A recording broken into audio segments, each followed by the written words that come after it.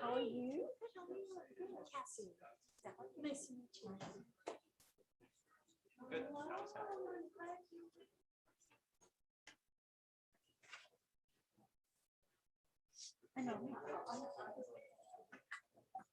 Okay, we're going to go ahead and get started here. Go ahead and open up the special city council meeting and call it to order. The Opens Meeting Act is posted on the rear wall next to the agendas. This time we'll have roll call. Please cast your votes for roll call.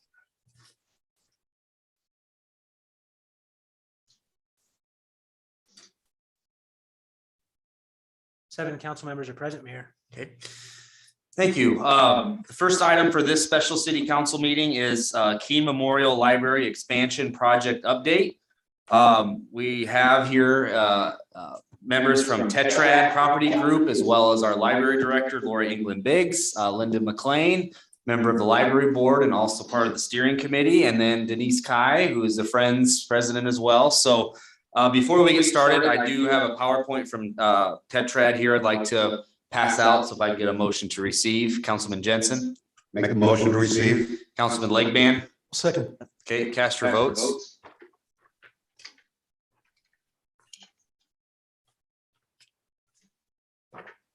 Motion carries 7-0, Mayor. Okay. The floor is yours.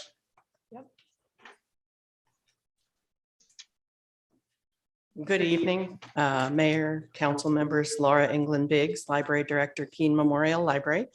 We are here, yes, to talk about the renovation and expansion project. Opening up, we have a quick slide showing you a bit of our agenda for the next half hour. The project status update I will handle, and the contractor selection I will turn over to my colleagues at Tetrad because they are much better at discussing that than I am. So for a fundraising update, we are currently about 76% committed. What you see on this screen shows you the previously committed funds as of November 19th. They include the bond that is committed that the voters approved, funds from the city, funds from various trusts that have been transferred into the project code. It totals around 3.39. I can see this screen a little better. 3.39 million towards the 9.4 million project budget. Then we have grants that we've received as of November 19th. That totals 1.74 million. You can see the variety of folks who have come out in support. We have an anonymous foundation for $750,000 that was very, very exciting to get that phone call. All the way down to a $2,000 grant from the Walmart Foundation. Just as exciting. Money towards the project is always welcome. Then we have the funding summary that we have from individual donors. That comes to about 1.25 million. We chose not to list names, but just numbers on our chart. We have quite a lot of support from the community. And I believe the next slide is business gifts. We have Holstone Farms, obviously, was our largest gift to date. That's $500,000. And they have secured the naming rights for our computer lab. We have gifts down to $1,000, which came about during the the reading challenge. I forget which month that was now. But they sponsored us, 3 different companies, Great Plains Communications, Kubat Home Care, and Gene Steffi Chrysler. Got to give them credit where credit is due. And then we have commitments from FNBO, First State Bank and Trust, and Pinnacle Bank, as well as an anonymous foundation or anonymous corporation. So that puts us at $7,125,420.80. That one I don't have to look at, I know. And actually, I have a $10,000 update that just came in yesterday, so it's $7,135,000. But I couldn't put that in the slide because we'd already committed everything. So 76% towards our goal, and the fundraising continues. Linda McLean, my grant writing partner, and I are always looking for some place to turn. We've got a couple of outstanding grants that we have not heard about. One we heard about today that was a no, but that's okay. We tried. We're just that little engine that could. We keep trying and trying. I've got a list of 5 or 6 more foundations to look at in the new year. So we have every confidence that we will make it there. I think the next slide is where I go over to the computer.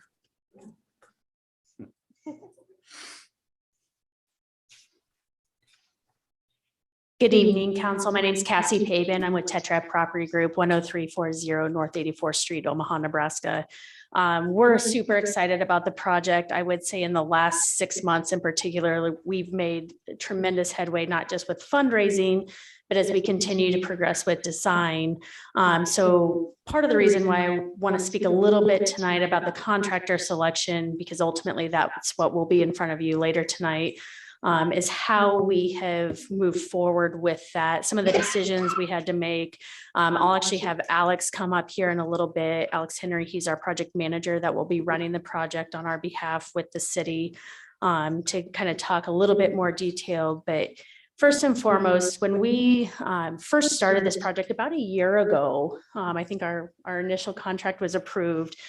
We sat down with the library staff and started to look at what were the goals, not just of the actual project, which ultimately is completion of the library expansion and renovation project itself, but how do we get there? And that's something that we really spend a lot of time working with Laura and her team on.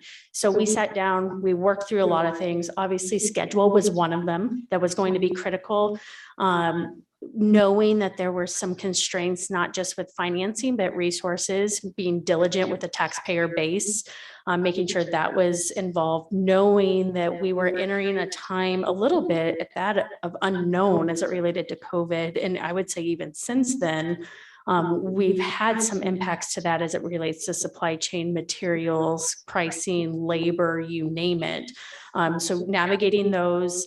How can we collaborate the best with the industry to make sure that ultimately the product that is delivered here is the best product that you as a city are getting for your dollar, knowing what financing does and how those financing impacts were coming in, where the status of fundraising was at, and then ultimately looking at what does this mean to do the project and what impacts ultimately would it have to the City of Fremont Public Library in their operations on a daily schedule. So really all of those goals kind of fell into 3 different buckets, being time or schedule, resources, and financing.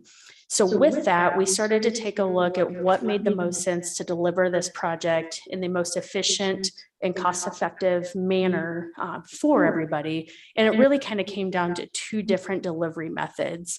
One of them is a construction manager at risk. One of them is a design bid build. So Laura, if you'd go to the next slide, I'll kind of walk through a little bit of this. So first one, construction manager at risk, a little bit different approach. You form your team early and often.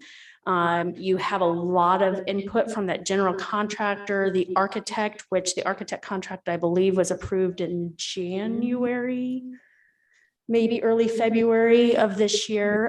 That's Spangenberg, Phillips, and Tice. So they've been with us for not quite a year now as we've worked through everything. You really start to get a more detailed estimate. You see this method used more frequently when you do have a fundraising project.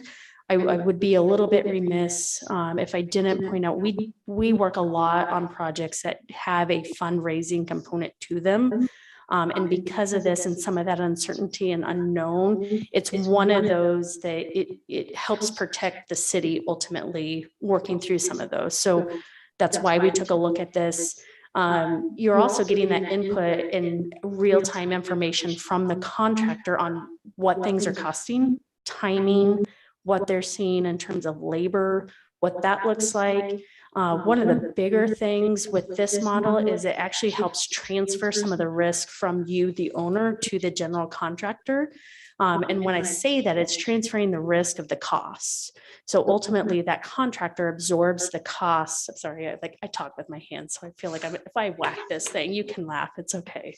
But like they absorb the cost more so than you would. So they're responsible along with the project team of making sure the budget is the budget is the budget. They ultimately end up setting an early price guarantee, which is a little bit different from the next one we'll talk about. And this is where it gets a little bit different. The selection of the contractor is really based primarily on qualifications. Price can be a consideration, but primarily qualifications.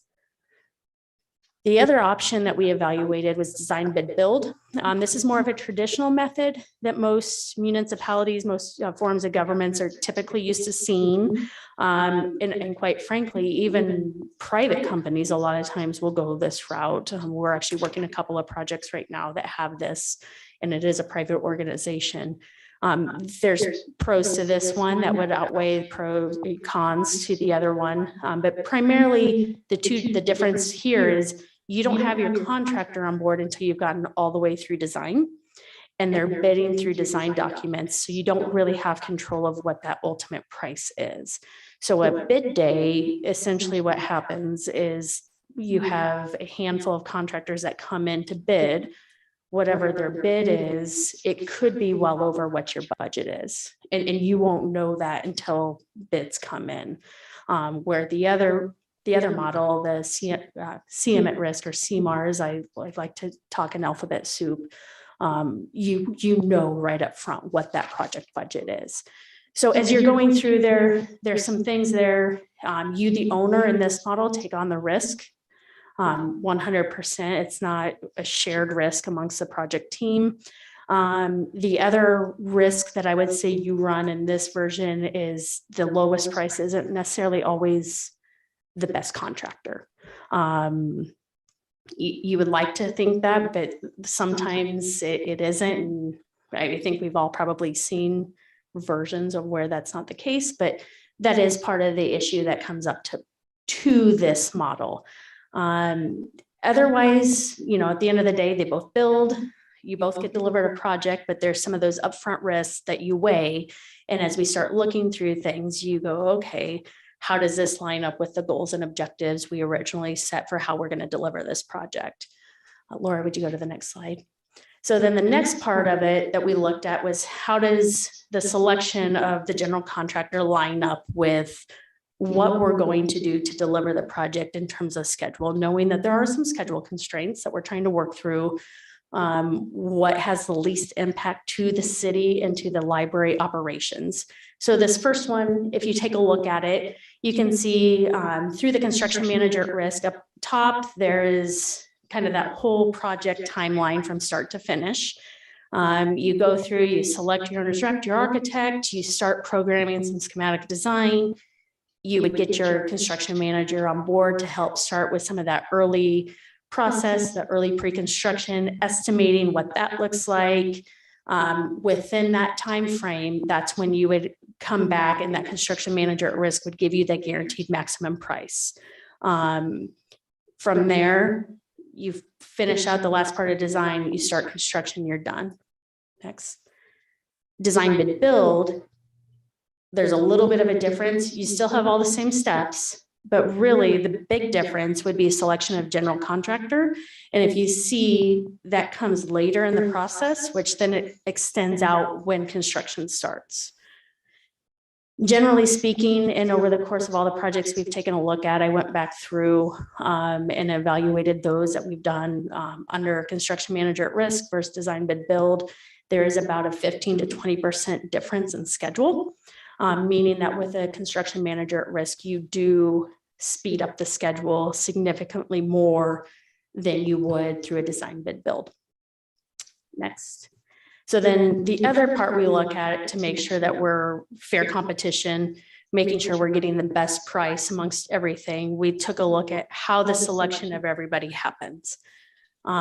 This first part under construction manager at risk, you'll see kind of the flow of how all that works. So you have the city, Tetra Property Group working as your owner's rep, working with SPT, who's the architect on this, who is directly contracted with you.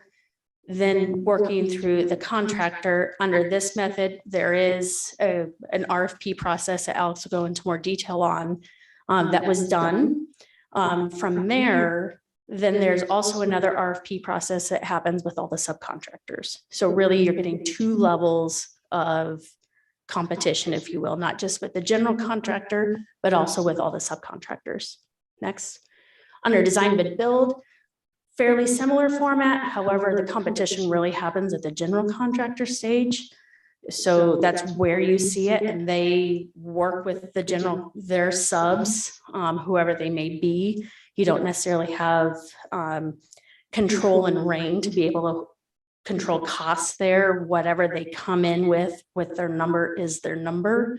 And it's really hard to backtrack. It's really hard to value engineer that number.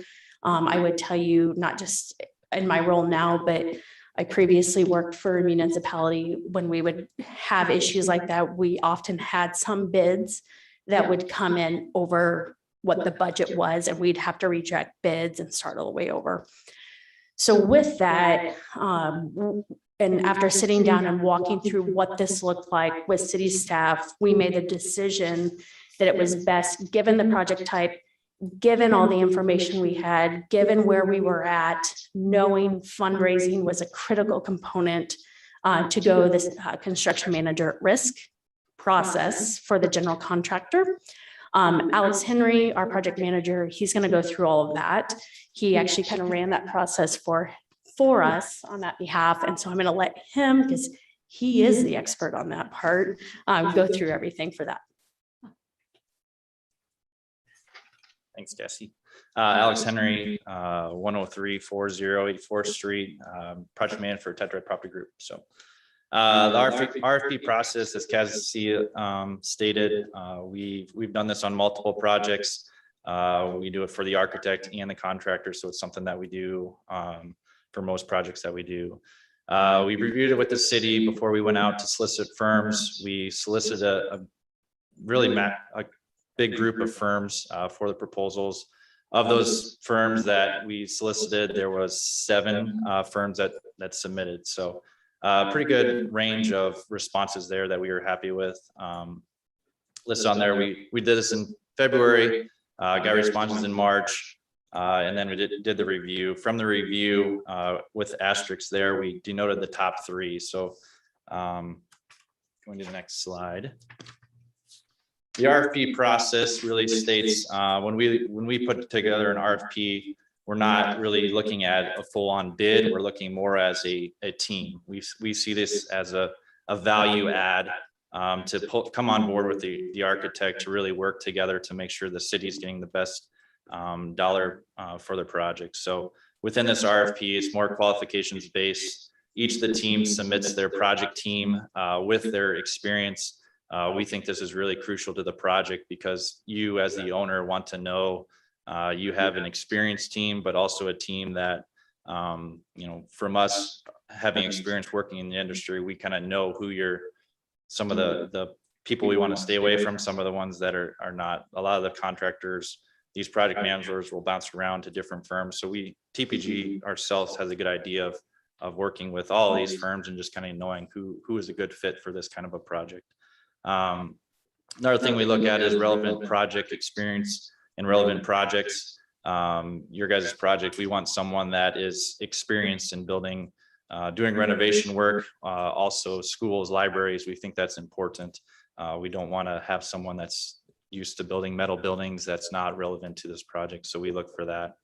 Another big part of this project that we felt weighed in a lot was project understanding. Really what this is when these people submit their RFP, it shows the understanding that they're looking into different phasing for the project, with this being, the library not being able to shut down, different ideas that they can throw out there for ideas of how we can keep the library running without, fully closing it down. So that's something, as we do these RFPs, we can really tell by how much effort these groups put in, just to show ideas of what they've thrown out and can let us look at with the city. So proposed GCs and fees, we stated this. So in there, we have them submit GCs or general conditions. So we have a rubric that we lay out of a good example for that is winter conditions. So we give them the start date, and within these GCs, they have to include everything that we lay out in the rubric, which is all the costs that are kind of hidden beyond the subcontractors' work. So things like this are cost of work, lifts, equipment, winter conditions, temporary trailers, fencing, all that kind of stuff fall on this. In there, we also asked for a fee projection. So this just gives us an idea of X firm may be charging 15% fee, where another firm may be charging 8% fee. This is just kind of an idea of what they're looking to present as their fee, that once they go into a GMP, we can lock them into that fee. So we kind of have an idea of what it costs. Other than that, we reviewed this with our team. We reviewed it with the city in person and went over kind of our recommendations back in March. Just kind of a timeline to this RFP process. So we submitted, or we got results back. Decision was made in April to hit pause based on the status of fundraising, uncertainty of project timing and market conditions at that time. So we did not fully go through a contract process at that time.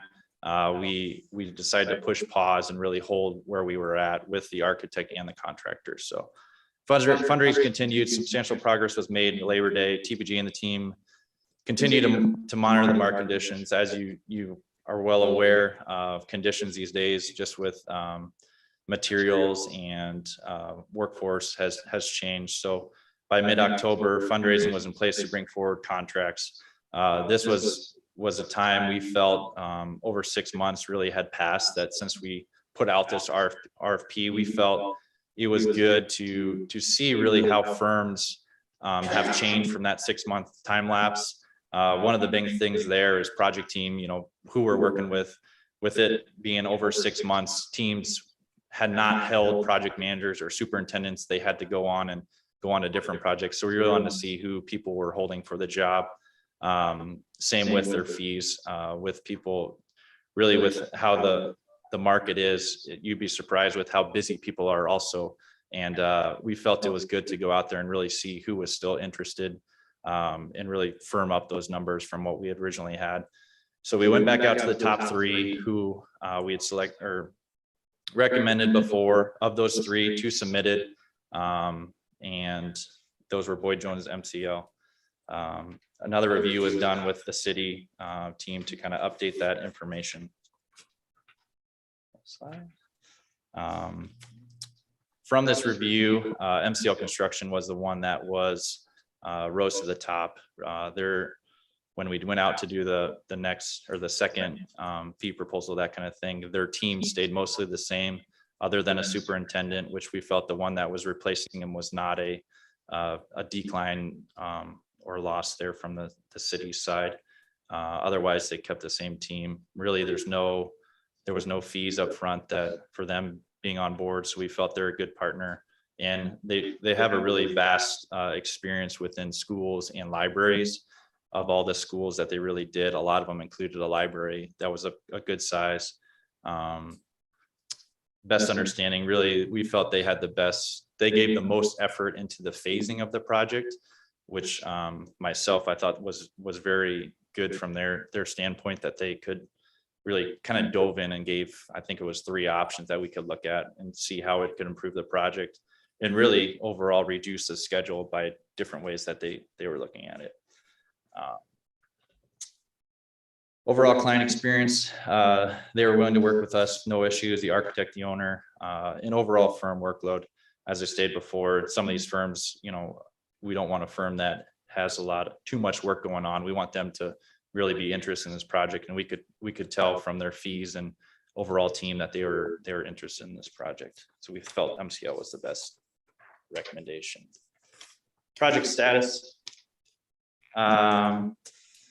Here we are talking through the general contractor owner's rep phase 2.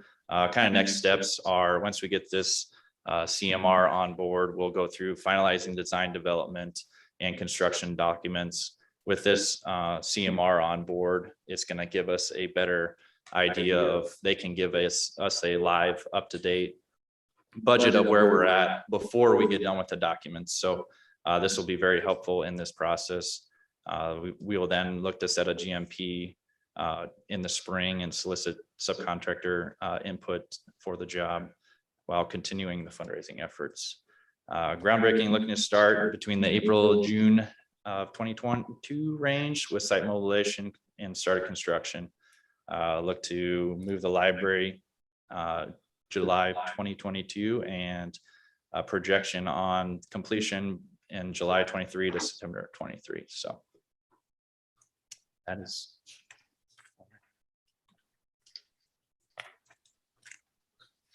Thank you very much.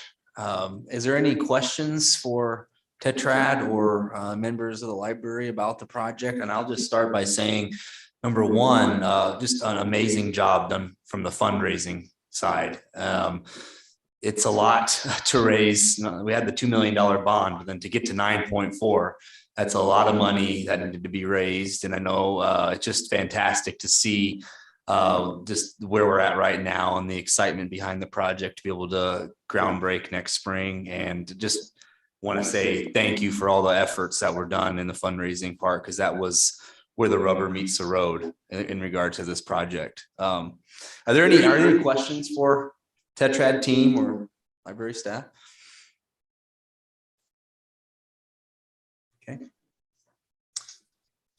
Okay.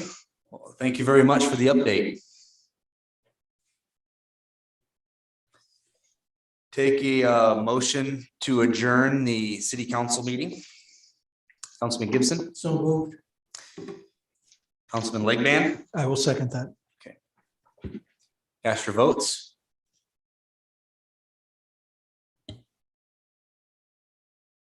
Motion carries 7-0, Mayor. We are adjourned. We'll start open public comment at 6:30.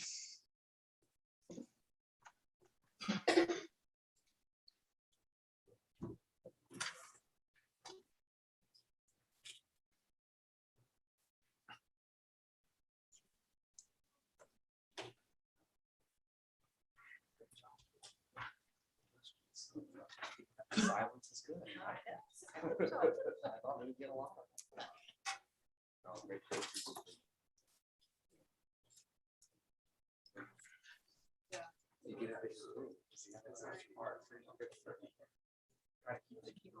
There you go, right?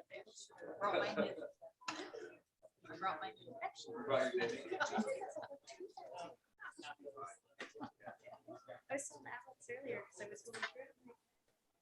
There's a lot of consensual ones, like a twin gets cut off. You never know. You never know. And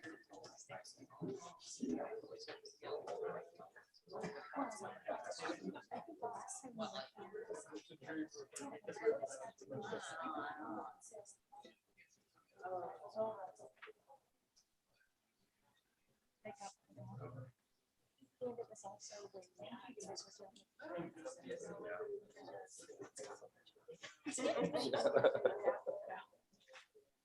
Joe already said everything. Yeah. No questions. I thought that means you answered. No, and that's great. You need a project manager. We have project managers saved us money. There you go. Because you keep it. Yeah. Criteria. Because the government still needs to work. They do, because they plan on overruns.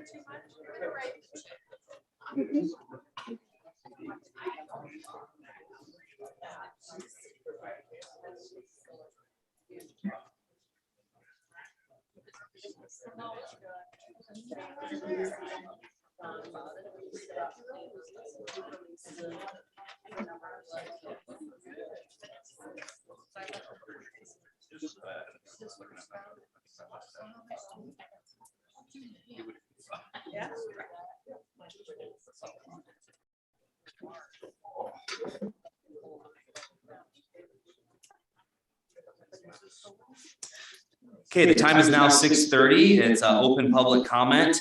Anybody in the audience or on Zoom has an opportunity to speak on any item that's not on the agenda for up to 5 minutes.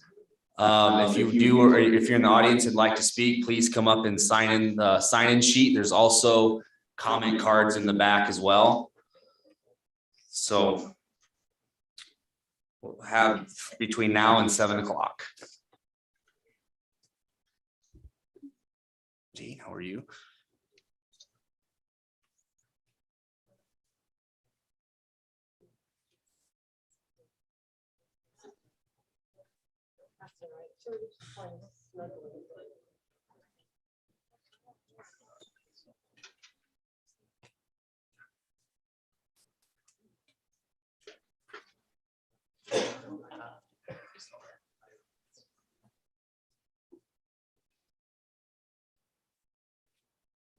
You can go ahead when you're ready. So. Yep, right now.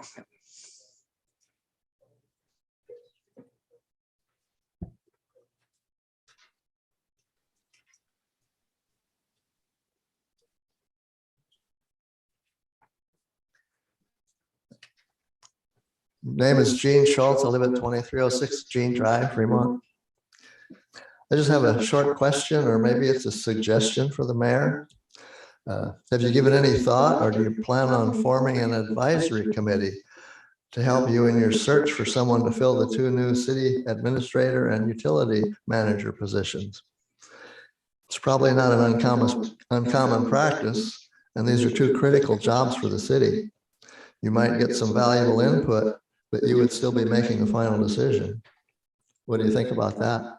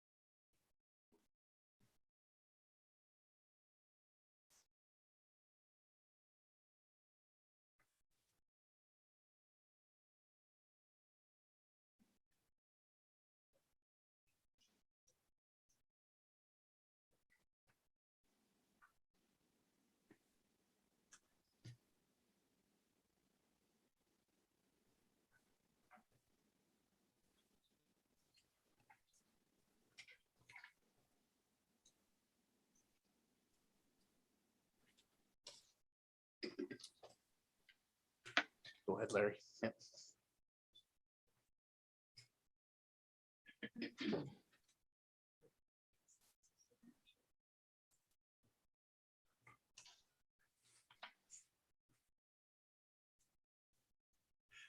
I'm Larry Marvin, 635 North Main Street, Fremont, Nebraska. And I would say maybe 6 weeks ago or less, I was unloading tools in the alley of my building. And then I started to pull out to go park my pickup in one of the city parking lots. And I thought I saw something in the alley. So I stopped and got out and looked. And there was basically a brand new middle-sized bicycle, boy's bicycle, pretty new, you know, it looked almost new, but the front tire was flat and it was laying almost where I couldn't see it, and I would have driven over top of it and destroyed it. But in the past, I've called the police department and thought they took care of stuff.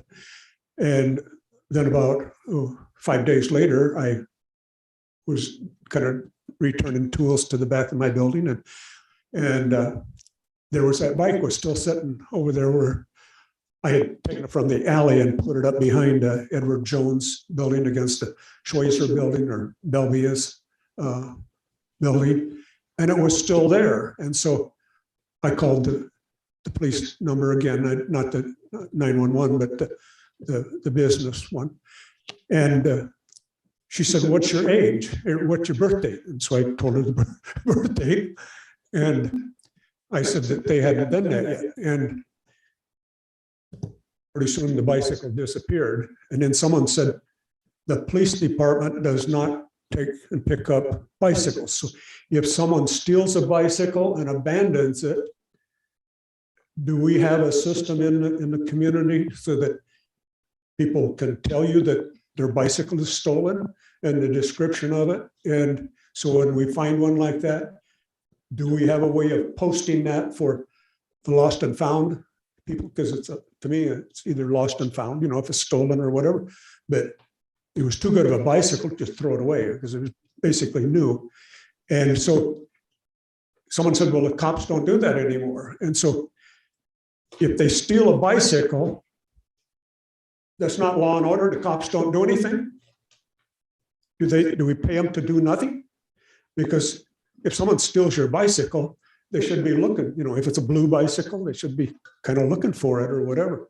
But to me, it was just go ahead and steal stuff and we're not going to worry about it. And so that was my question, that when I heard that the police are not doing anything, that kind of was offensive to me, that we're paying them and we want to pay them a decent wage because we want to keep them in that.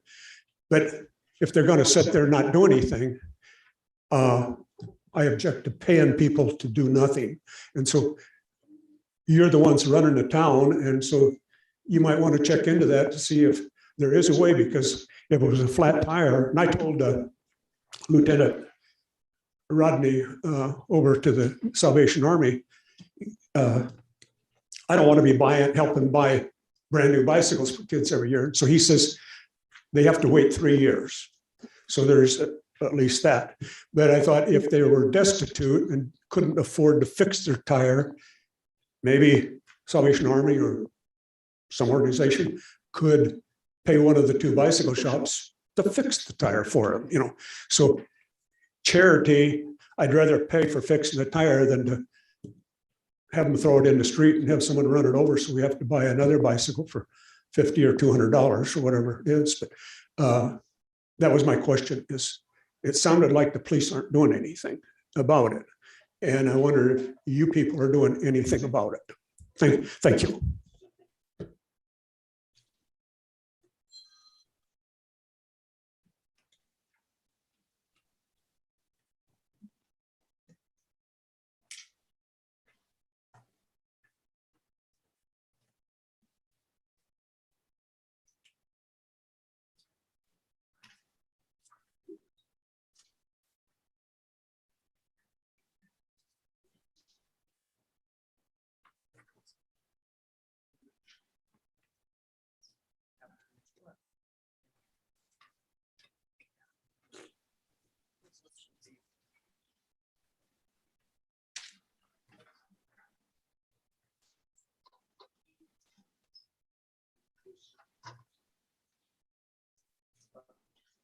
Hi.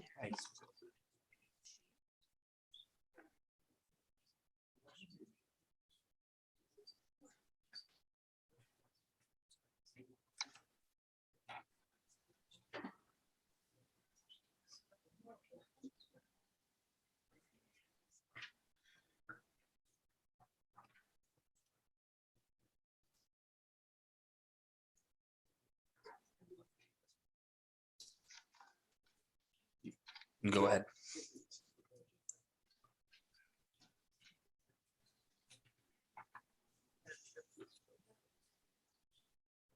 Good evening. I'm Susan Jacobus, 1805 Northeast Street here in Fremont, Nebraska. Initially, I was just going to chatter just a bit about the proposed art district that Councilman Ganem had presented at the special meeting November 16th. I thought the information was substantive and I appreciate it. And I wanted to publicly thank you for bringing that to the attention. That is something that Fremont could embrace and create with our multitude of supportive entities for economic development. And that may be one that could maybe speed up the process and enhance our downtown district. So thank you very much for bringing that up. Also, that was spoken about by Mr. Gene Schultz about an advisory committee. Hadn't given that much thought, and looking that up, it'd be something very simple to do and allow the process to embrace both public opinion and council opinion and be of supportive nature for the development and the designation of the utility manager and a city administrator. It is a monumental task. There's a lot to be taken in consideration. One of it's going to be cohesion of council and the mayor. And I think this is a process that if all of you have buy-in and input on, as well as public, you'll find more support for it and for those individuals that you bring to the table. I think the advisory committee would be a good fit for this. We've had them before. You've had mayor committees, council committees, and advisory committees. An advisory committee could be a very independent group of people that are versed in utility and in planning and city organizations. You could utilize your legal counsel as part of that, but it's something that could be easily implemented. And hopefully, I appreciate Mr. Schultz for bringing that up. The other thing that I wanted to just bring up, since it is Giving Tuesday, if you haven't already given, for anybody that's online or listening to this, and those of you on the council, please consider giving to your charities that you strongly support, whether it's the Bridge, the Care Corps Lifehouse, Shiloh, the various animal entities, both for cats and dogs and our own rescues. Whatever that entity is, please find it within your hearts to give. This is the season and there are a lot of entities where the donations are down. And this would be the day to do it. So thank you. And I appreciate your support.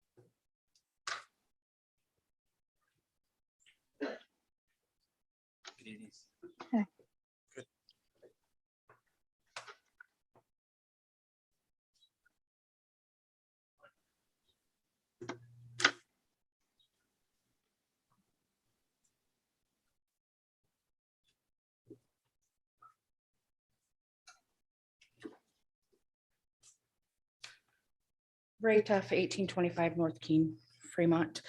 Good evening, Council, Mayor.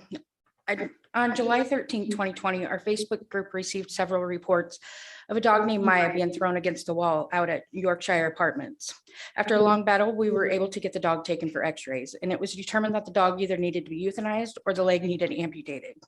Fremont PD gave the dog back to the owners. I proceeded to make a post calling the animal abuser out on his actions.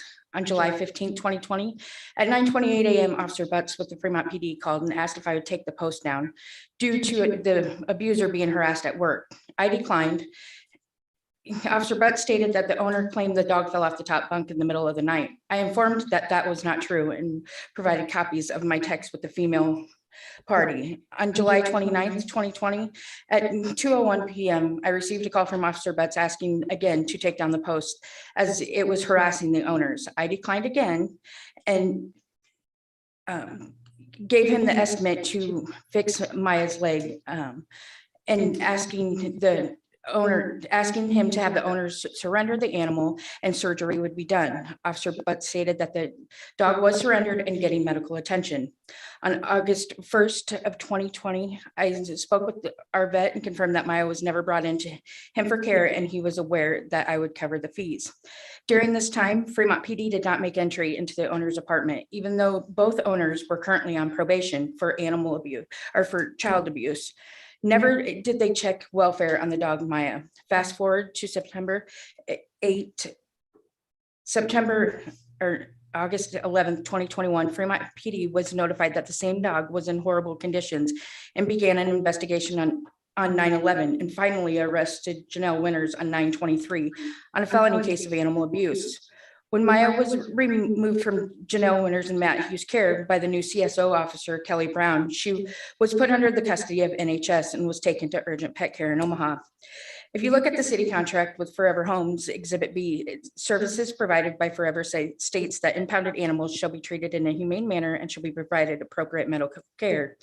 Forever Home is paid per contract as they do take the custody of animals surrendered or seized within this city limits of Fremont. Last time I checked, 2600 North Laverna Street was within the city limits. NHS took custody of Maya. However, once again, we throw our chief of police in a bind because an agreement was made to pay NHS $10,000 for Maya's care and it was coming from his budget. And it just started a GoFundMe page and quickly raised $18,000 for Maya's care. Yet to date, we have not seen the $10,000 payment from the city made to NHS. This was Fremont's problem, Fremont's lack of investigation. Now, as of today, Giving Tuesday, we have contract holders, custody holders, and law enforcement using Maya's case to gain donations. But we also have our new CSO, Kelly Brown, decided to pick up CSO, hold on. A CSO claiming that a rescue was stealing a copyrighted picture that she did not even take or register, and it's been plastered all over social media, the news, and made a public picture and using it for monetary gain without the proceeds going to Maya. Officer Kelly Brown contacted the company who made the t-shirts on November 22nd and was informed that the owner that there was no fundraiser formed and that she was hired by myself, not the rescue, to make these t-shirts, and no one was in violation of anything for making these t-shirts. Officer Brown made the phone call while working for the city of Fremont and being paid by my tax dollars, trying to accuse me of using Maya's personal story for personal gain. That is far from the truth, as these t-shirts were made to remind people of Fremont that we will not accept animal abuse in our community. Please note, also, Officer Brown was making this false accusation on social media all day today while she was supposed to be on duty. This type of behavior is not part of the CSO's job description, and everyone knows that law enforcement is not to be discussed with others, and you're definitely not to speak about an open case on social media and stating what sentence she knows the judge will hand down. I have generously paid $25 per t-shirt for each one of you and placed them in your mailboxes. Mr. J. I don't think you have a mailbox, but is it okay to give you yours? Thank you.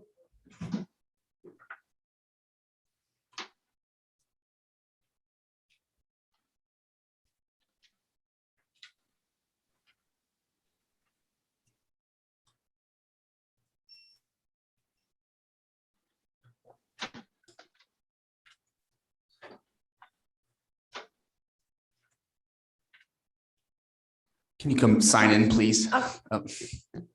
Thank you. Just for public comment, open public comment.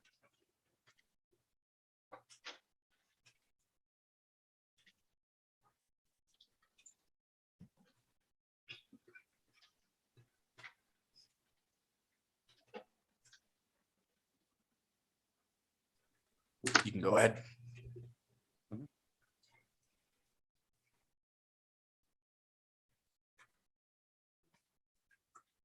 Thank you. Teresa McGrander, 1825 North Keene, Fremont, Nebraska. Thank you, City Council and Mayor. On the subject of Maya, these shirts were not made for a profit. They were simply made to remind the citizens of Fremont what she looked like when we took custody of her out at that apartment complex. The picture was taken of her on the ground, probably by the camera in the police car or somebody's phone. Kelly Brown has said that there is copyrights to this picture. No, there is not. Or the lady that made these shirts wouldn't have made them.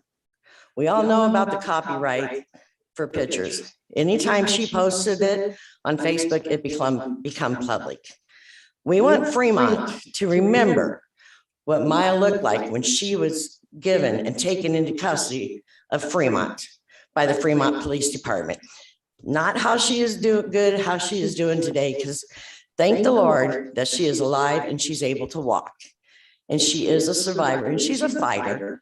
And she needs all of us, citizens of Fremont, everybody on the same page and fight for justice for her. I think Bill, Janelle, and Matt. Matt was never charged, but he had that dog for 2 days before he called Fremont Police Department. I want to know why he's not being charged. It's his dog. Janelle's taken all the heat for this. He should be charged too. I think the Fremont Kelly Brown should have investigated him too, because he is the one that handed Maya over to her when she saw Maya's eyes move. She admitted herself she thought Maya was dead. So we need justice for Maya. We need the whole city of Fremont, not rescues arguing and dog catchers and police officers taking custody of these animals. We need everybody to make sure that Maya gets justice and tell them Fremont doesn't stand for animal abuse. Thank you.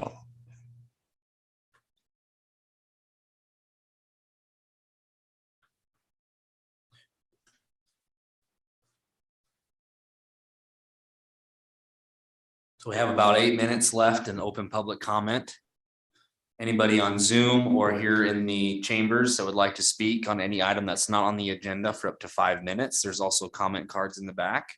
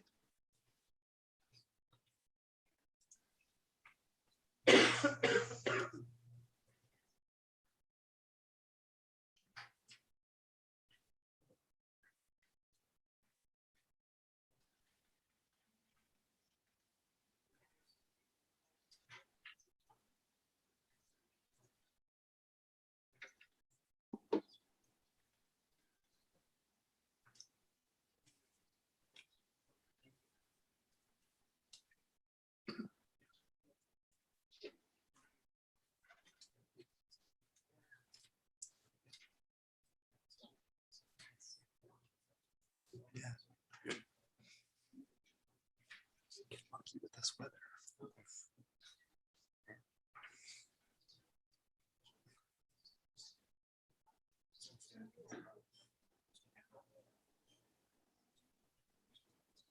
Take it. Yep.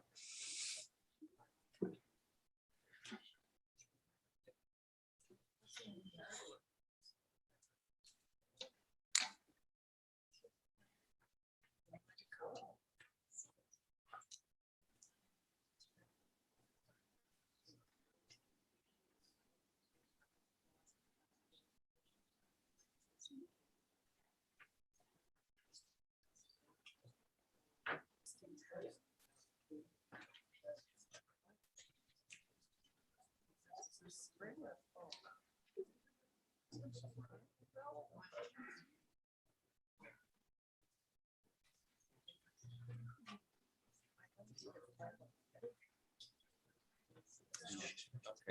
all right.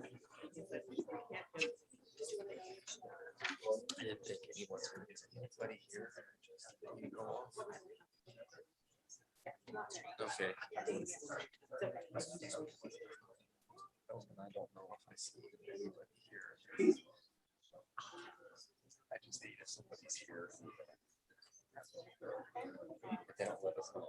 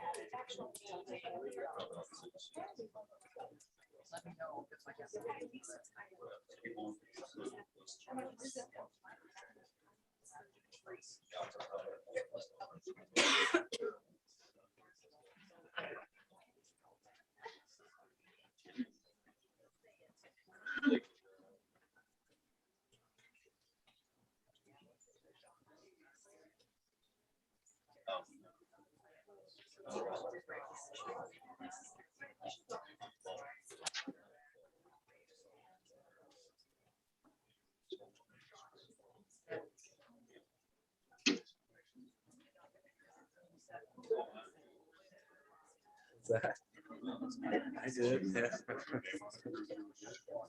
Yep. I barely got that tree lit.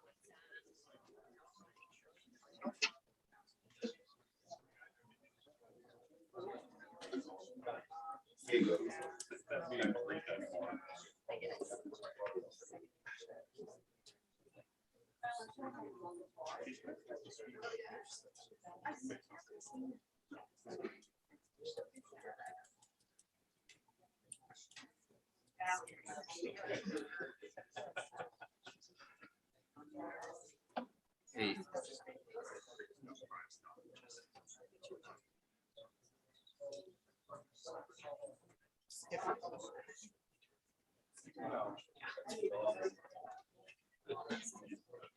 Hey, Tyler, we got somebody on Zoom. Can you? You might need to go over here. I don't know. Turn on the speaker. I pushed allow to talk.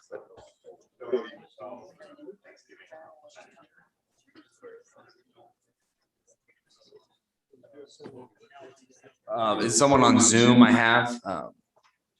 Yes, I am. This is Jade. Go ahead. You need to turn the speaker on. I just want to Hold thank. on. I don't think we can hear you at this point.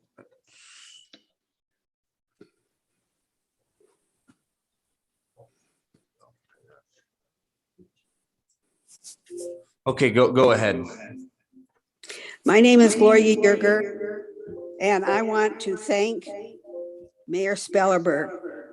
When I opened the paper this morning, it's the first time in 3 years I've been able to read the truth and have transparency so the people in Fremont know what's going on.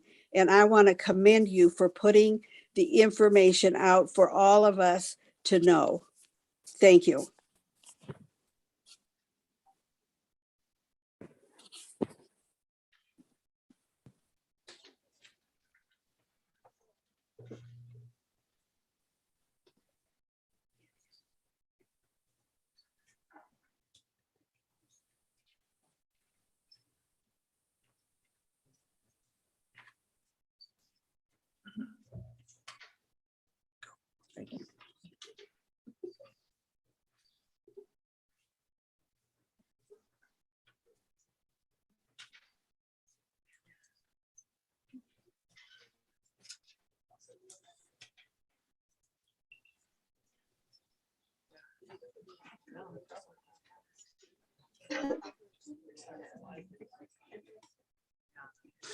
Okay, the time is now 7 o'clock. We'll close open public comment and we'll begin with the Pledge of Allegiance.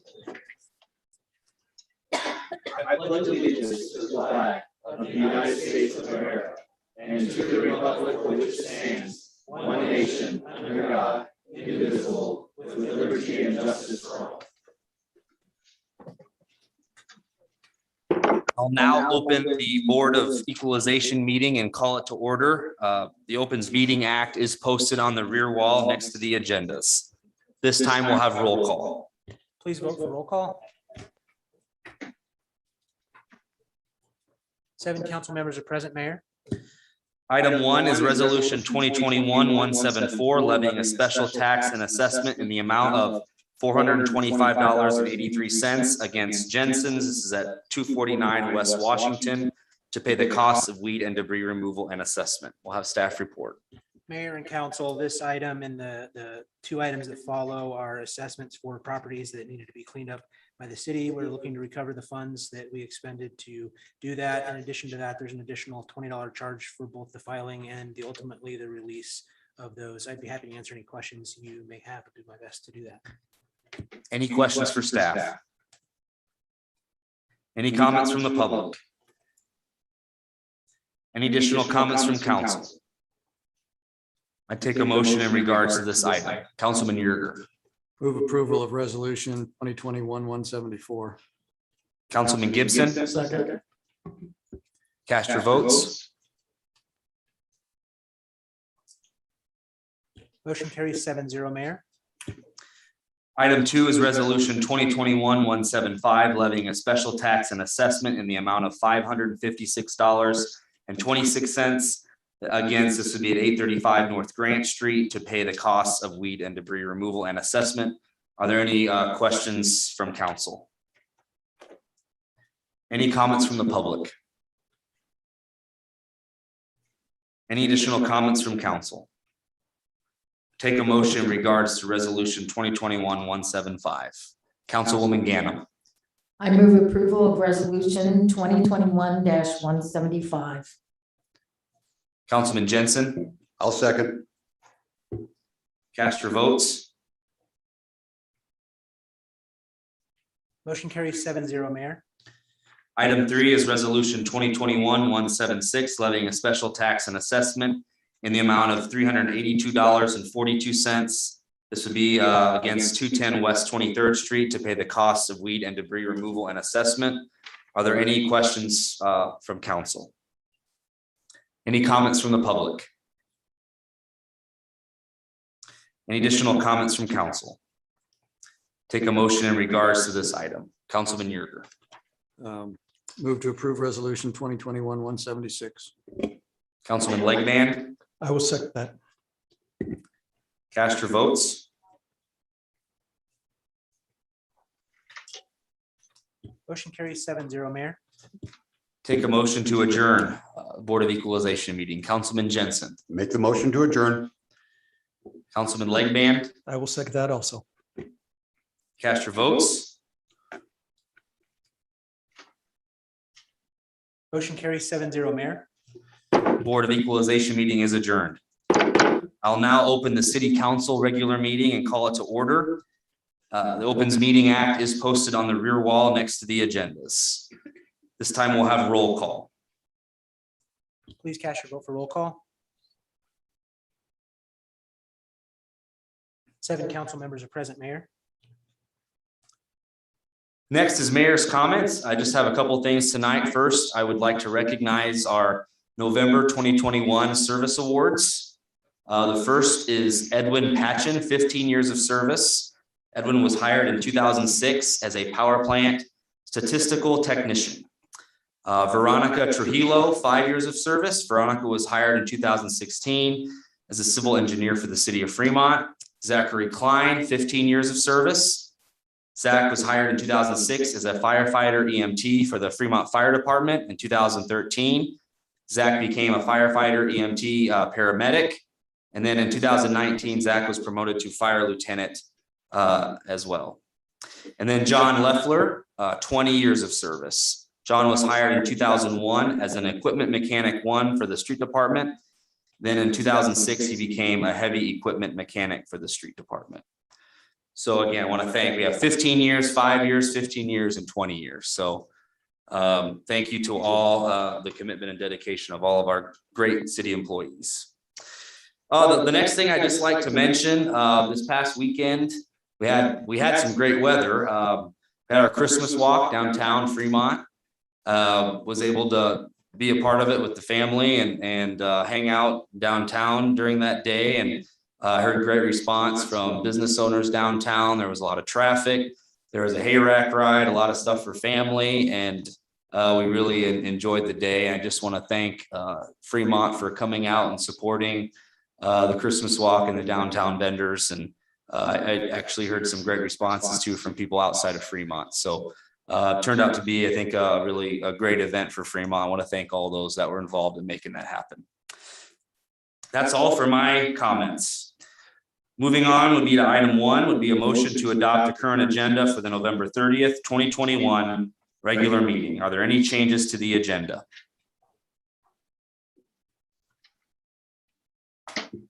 Councilman Jensen? If there are no changes, I'll make a motion to adopt the current agenda for the November 30th, 2021 meeting. Councilman Sukram? I'll second. Cast your votes to adopt the agenda. Motion carries 7-0, Mayor. Moving on would be item 2, executive session to discuss threatened, potential, and active litigation. Is there Councilman Gibson? I move to go into executive session for the purpose of strategy session with respect to threatened or potential litigation, and for the further reason that executive session is necessary for protection of the public interest. Is there a second? Councilman Legman? I second that.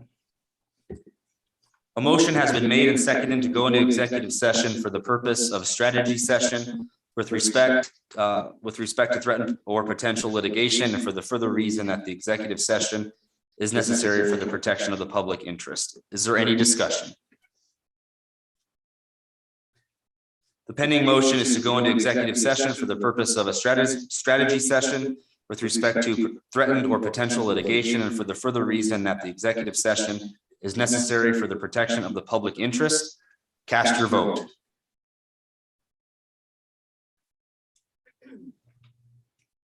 Motion carries 7-0, Mayor. A motion to go into executive session for the purpose of strategy session with respect to threatened or potential litigation, and for the further reason that the executive session is necessary for the protection of the public interest has been approved. Discussion will be limited to a strategy session with respect to threatened or potential litigation. No official actions or votes will be taken. We'll now go to the council meeting room, council and legal.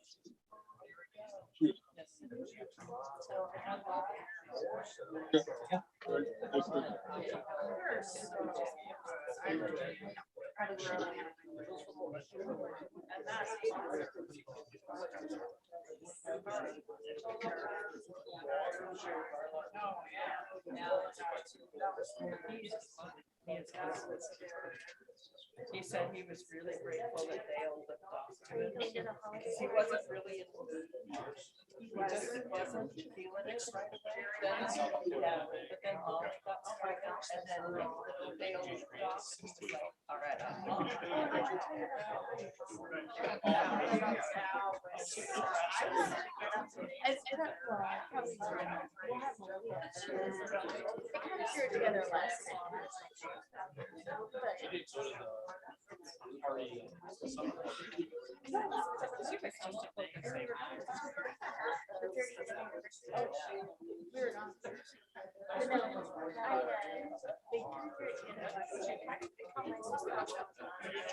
No. Actually, no, if I would have been in charge of it, it would have been on the day where I actually could do it. It's questionable.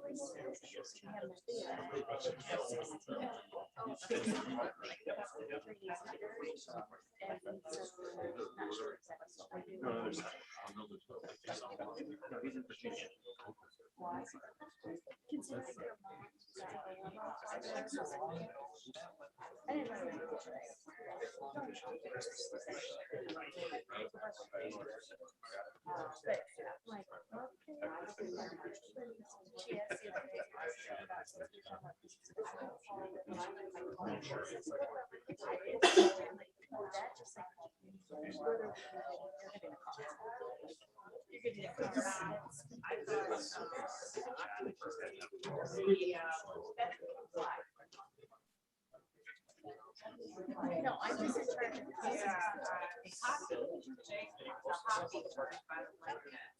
of the party invite that Mike said.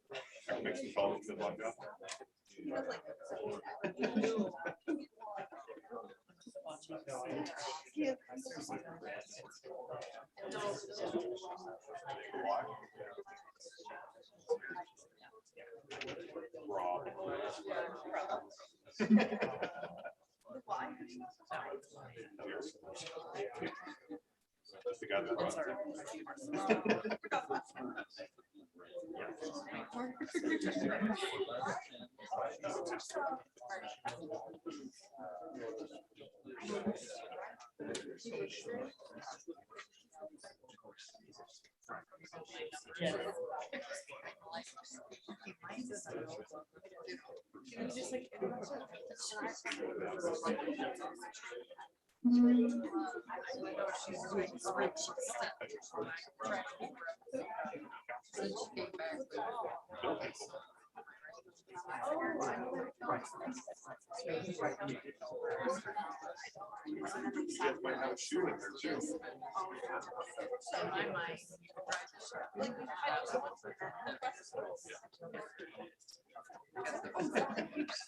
that's it.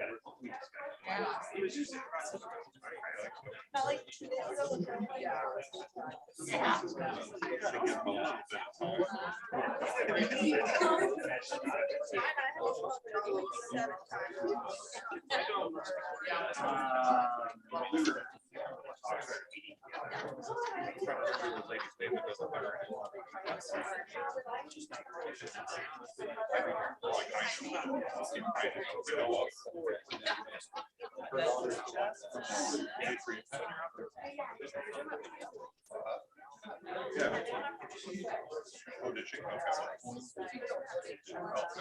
I didn't have an ish. Oh, I it went right through. She was out of the country or something.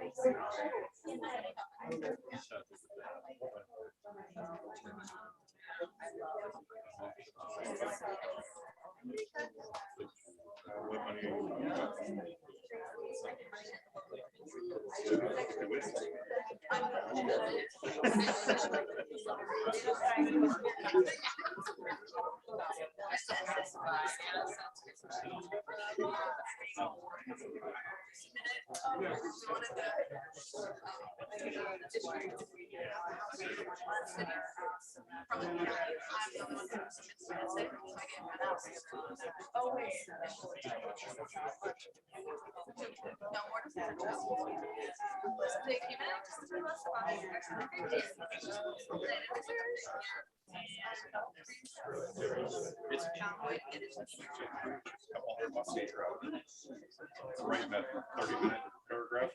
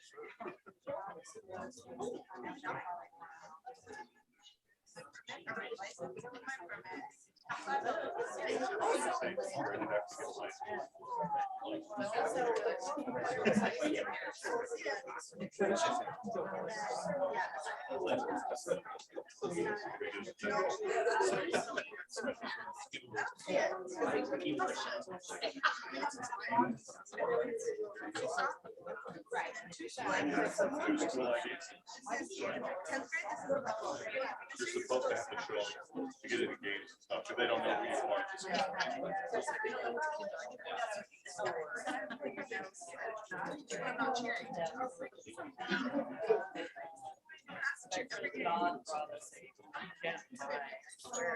Not quite that.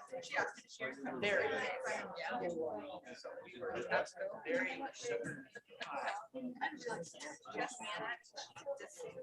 thought you guys had certain. We do, but she doesn't need.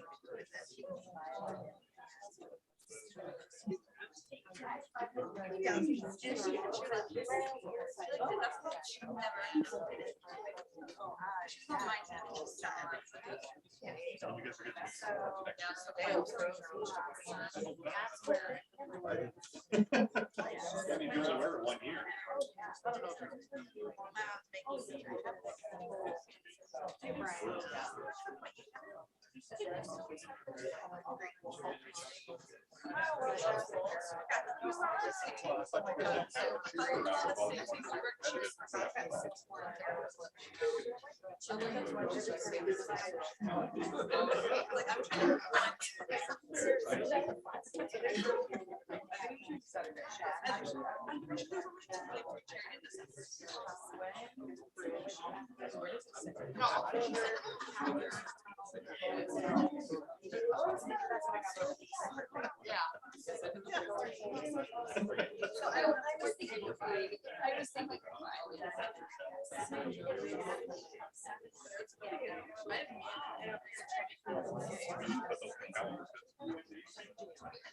But you know, that's.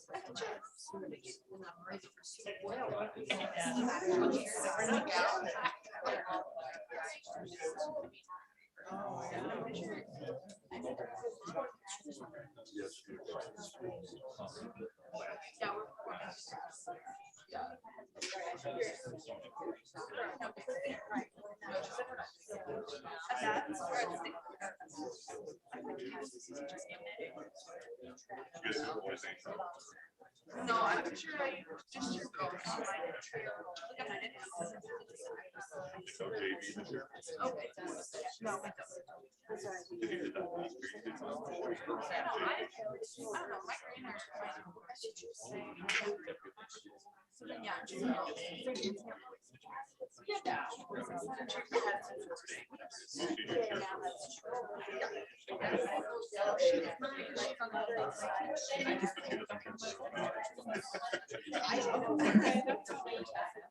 You're on the bench, get on the sideline.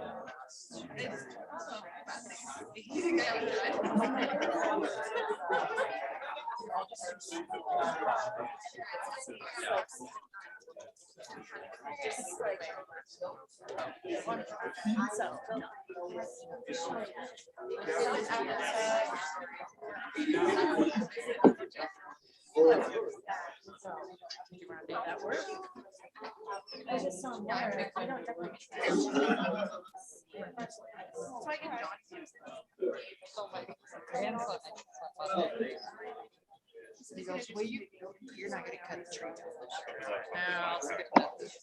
So he was cutting karate, so grandpa came back and brought up what she was. Took the bag off. Oh, yeah. When I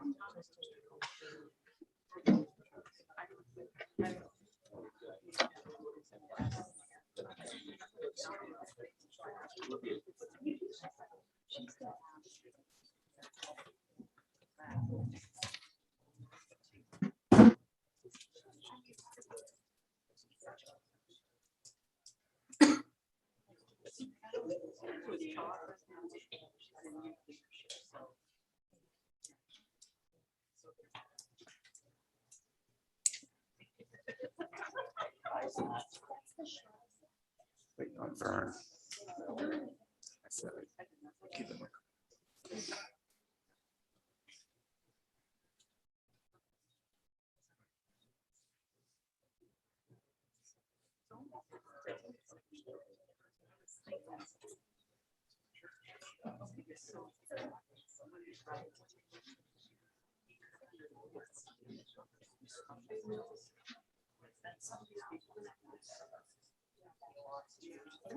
Oh, I see.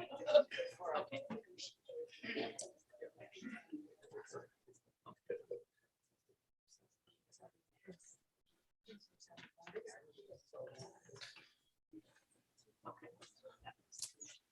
All right, take a motion to come out of executive session. Councilman Jensen. Make the motion to come out of executive session. Councilman Lakeman. I will second that. Cast your votes. Motion carries 7-0, Mayor. Item 3, motion authorizing the mayor and staff to sign the settlement agreement and general release as negotiated with Tina Walker. Councilman Yerger. Before you entertain that motion, or I'm happy to entertain that motion. Are you going to go? I'm going to, yes. Is there a motion and a second to approve the agreement? I'm going to make the motion to approve the settlement agreement. At the same time, I'd like to ask the finance director when this comes through at the next meeting for processing of how all this is handled through our financials. Could you give us some sort of a critique as to how that works when you give us a report next month or the next meeting?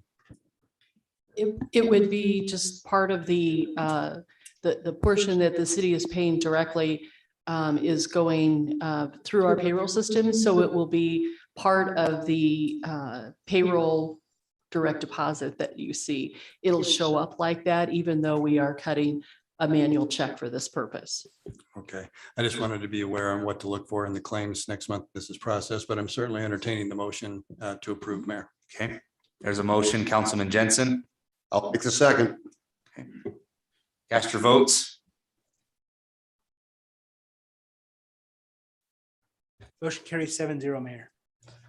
Moving on to public hearings. Item 4. Ordinance 5588 to modify and continue business improvement district number 1 in the downtown. This time, Tom Cody, our business improvement district chair, can go ahead and give us a report, please.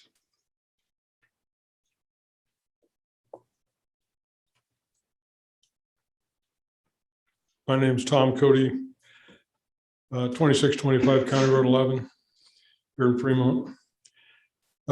We met as a BID board and approved the budget back to where it was this year and where it's been for the last 5 years.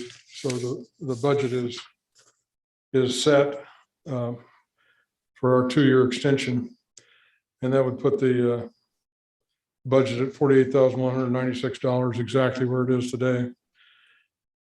We also had a meeting with we had sent out invitations to everybody who filed a protest to come and meet and discuss their feelings on the BID and lowering the ask down to $48,196.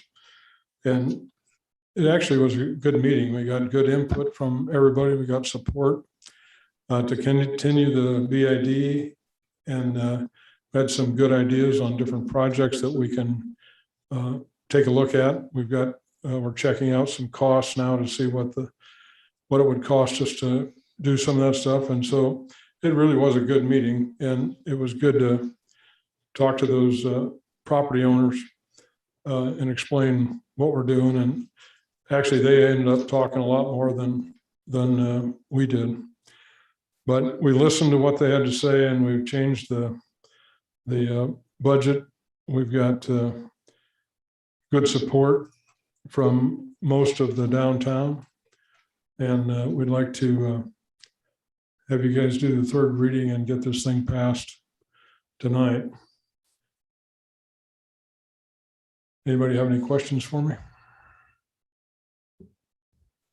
Councilman Leggett. I don't have a question. I just like to thank the BID for listening to everyone's concerns and modifying your asks and being ready to maybe make some changes. So I'd like to thank the BID for listening to everyone's concerns and then trying for us to move forward and all work together to improve the downtown. So I just want to commend you for doing that.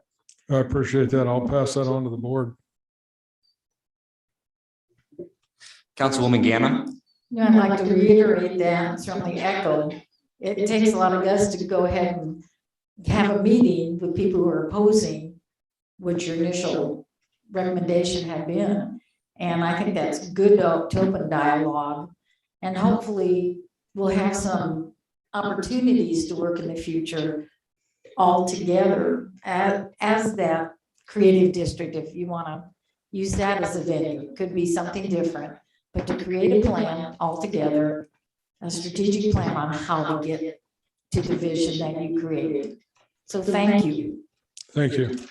I think that the Christmas walk we had this weekend is a perfect example of everybody working together to have a great place to bring your family down and enjoy the day. The traffic was excellent. It's the best one we've had in several years, and it lasted all day long, but it really took a lot of volunteer effort to pull that off. It was a great day for downtown. Thank you, Tom. Thank you. I will now open the public hearing.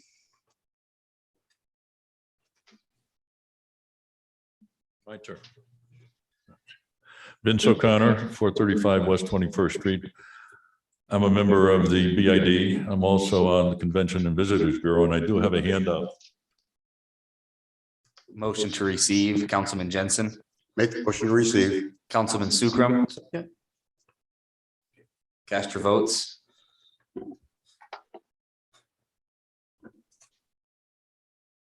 Motion carries 7-0, Mayor.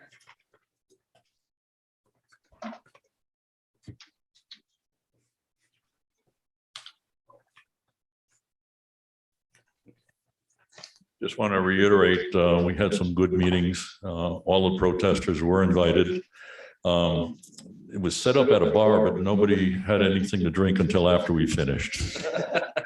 And it was very good. But what I passed out to you is how downtown has been able to work together. And what you see in front of you is from the Convention and Visitors Bureau. That is both Fremont and Dodge County. And the Convention and Visitors Bureau spends tax dollars, yes, but they're taxed for tourists, from tourists. And we try to assist different communities in Dodge County to bring in more people for obvious reasons. Dodge County Fair, North Bend, Scribner, and Fremont. And in the last 5 years that the BID was in existence, the CVB contributed close to $166,000 to assist Main Street, the BID, the Chamber, to do what our duties are. And you'll see this little map that the CVB came out, and I think what we really want to do is keep everybody happy, working together and moving Fremont forward. Thank you.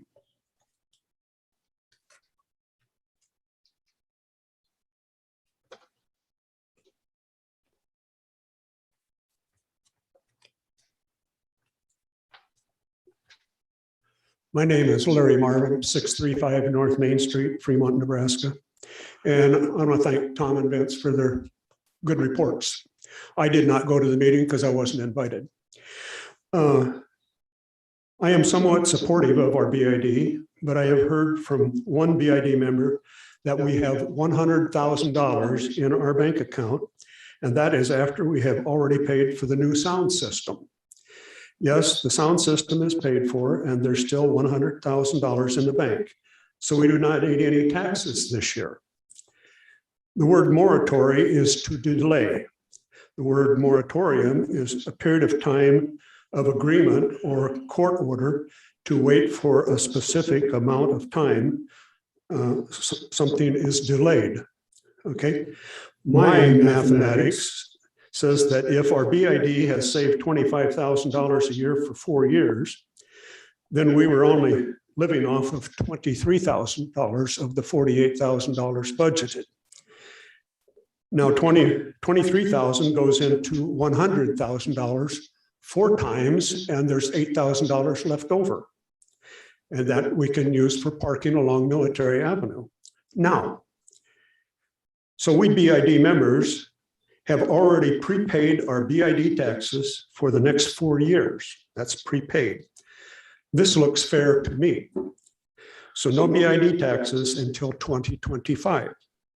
Thank you, and I have a copy for each of you if you will accept them to your records.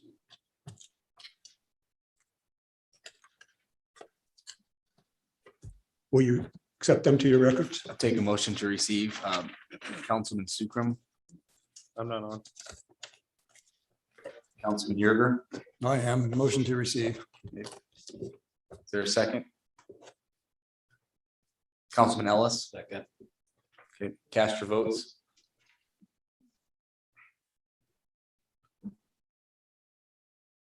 Motion carries 7-0, Mayor.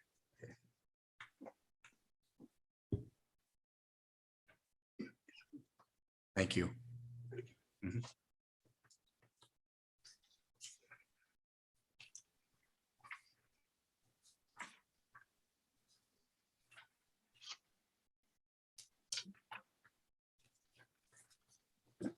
Go ahead.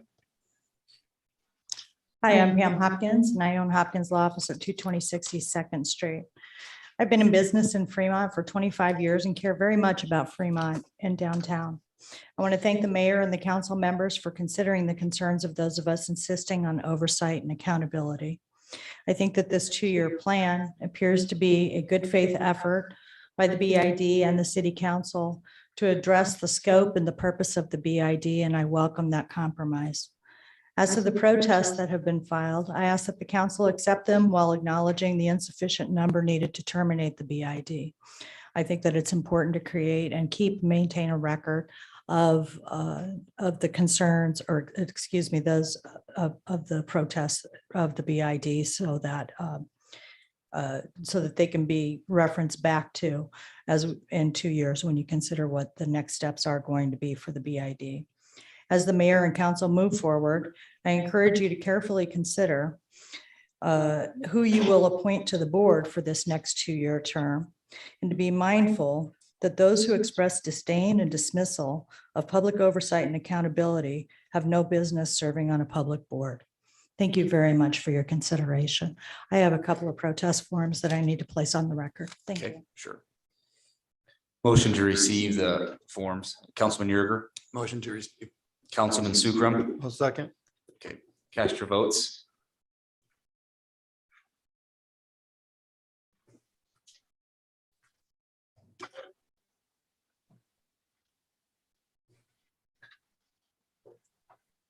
Motion carries 7-0, Mayor.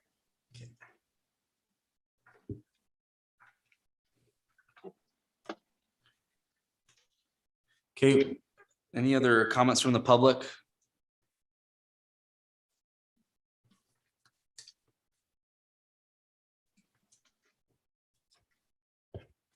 My name is Howard Krasny, 3219 Marion Lane.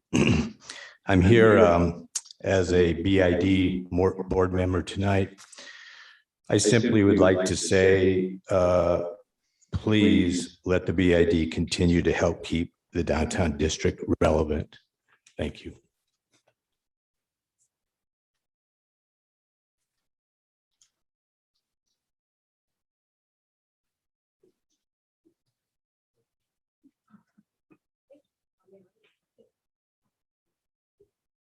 Susan Jacobus, 1805 North D Street here in Fremont. I also am thankful that the BID will be continuing. It looks like in a general consensus for the next year or two. I would ask, though, that part of what you are rewriting as far as the code to request and require a historical audit. $240,000 of taxpayer funds from the BID has been expended or will be expended. It should be accounted for. We don't go through a city budget without having that audit. And these are still taxpayers' dollars. So that is something that should be forthcoming sooner than later. And it should be written into your code. That historical aspect is needed. And it's now 5 years later. We have never had an audit or an accountability for where these funds have been expended. There has been some public commentary that there's 100,000 sitting in a bank account. And there also is concern that there has been already a purchase of a $70,000 speaker system, which that cannot be true because it has never crossed the council agenda. And that expenditure of that magnitude would have to be approved by the council. So I would ask for clarification on one, either the confirmation or denial that there's $100,000 sitting in an account, and has or has not the speaker system been purchased, and if so, on what authority. However, that all said, I am supportive of the BID and Main Street and the Visitors Bureau and economic development. And I'm hopeful that the creation of the art district that we heard about on November 16th is more to come information wise and comes to fruition and works cohesively with all those established. Thank you.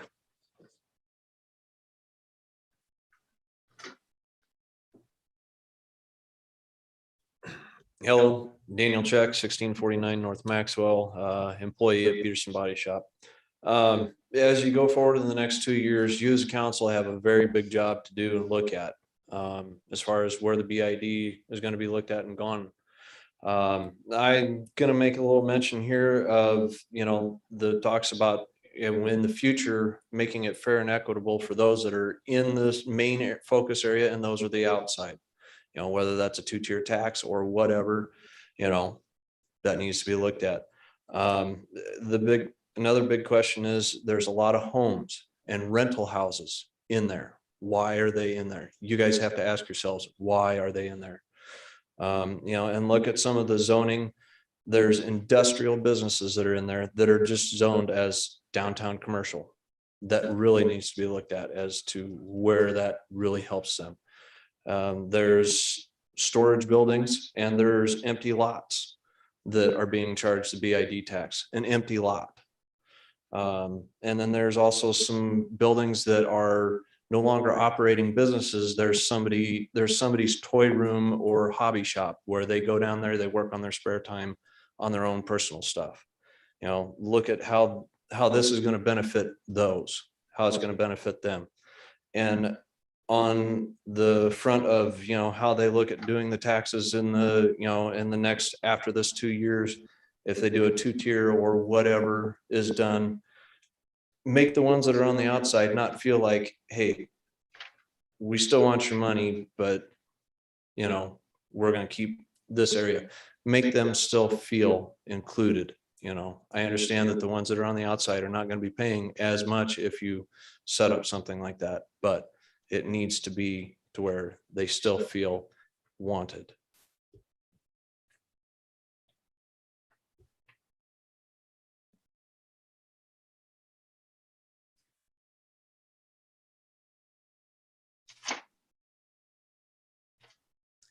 I'm David Chick, 140 North Irving. The only thing I would say that I don't think anybody downtown really doesn't want the BID or support it. I think it's just that a lot of people in the outlying areas of the downtown have a problem with the way it's been directed and handled. I think the biggest thing that could happen is more communication between the BID and the people that are within this district. The other thing I look at is a plan. 3 years ago, our church entered into a Growing Young campaign. The first thing we did was put together a design committee who went through the church and looked at the things that needed to be done or they wanted to do and change. Then there were plans drawn up.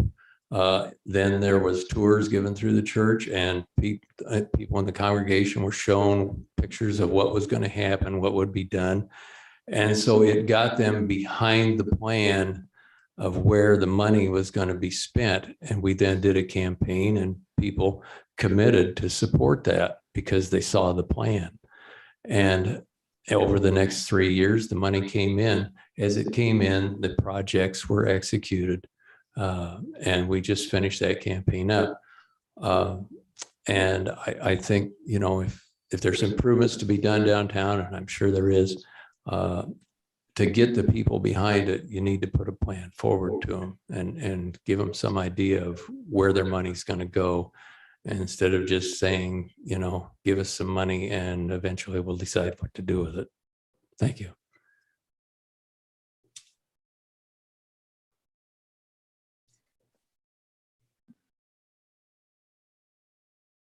Any other comments from the public?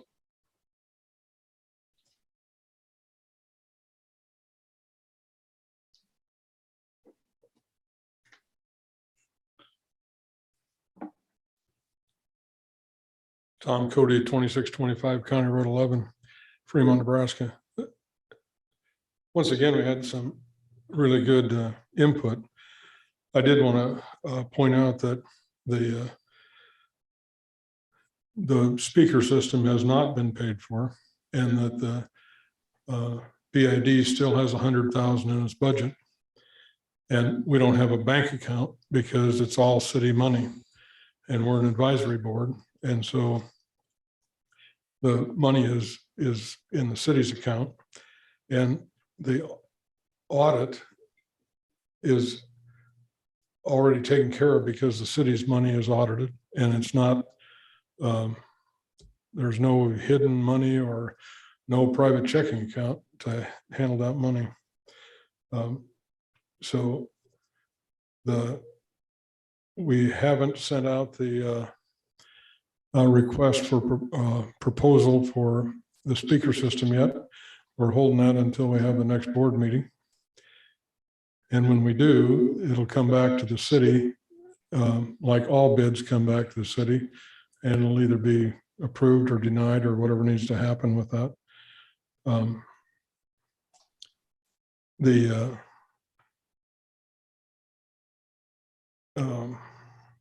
We do have plans to investigate a dual tax situation so that we have people in the core paying more than people on the outside.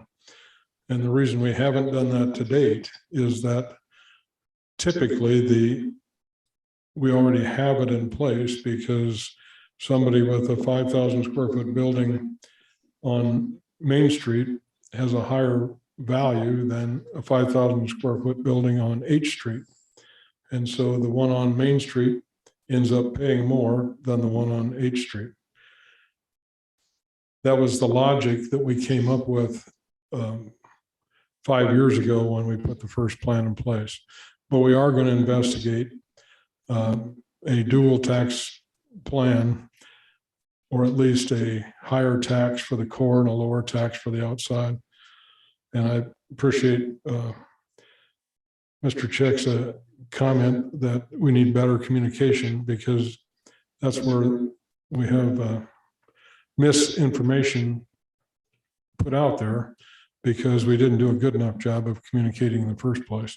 Had we told people where the money was going, and we'd have a lot higher comfort level. So thank you very much.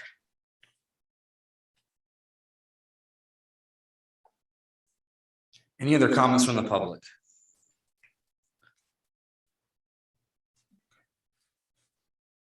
Seeing none legal, do we need to, those protests? Yes, Mayor, the council need to vote on the protests. The council, they are insufficient in amount by statute to terminate the public hearing and prevent the extension of the BID. So the council will need to vote one way or the other on whether those objections were indeed sufficient. So if they're deemed to be insufficient, I would recommend voting that they are insufficient to terminate the proceedings. Okay, any questions for legal on that, Councilman Yerger? Just to be clear, it's insufficient with regards to the number required by state law, not necessarily insufficient with regards to any content in the protests themselves. It's just state law requires us to have a certain number based on, and that standard's not been met. Is that correct? That is correct. Yes, it doesn't delegitimize the objections. It just states that there's insufficient to terminate the public hearing. Thank you. Okay, I would take a motion in that regard. Councilman Jensen. Well, if I'm wording it correctly, I will make the motion to deem the objections insufficient for continuation.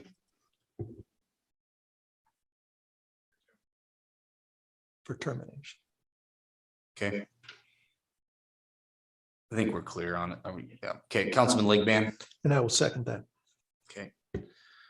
Okay, cast your votes.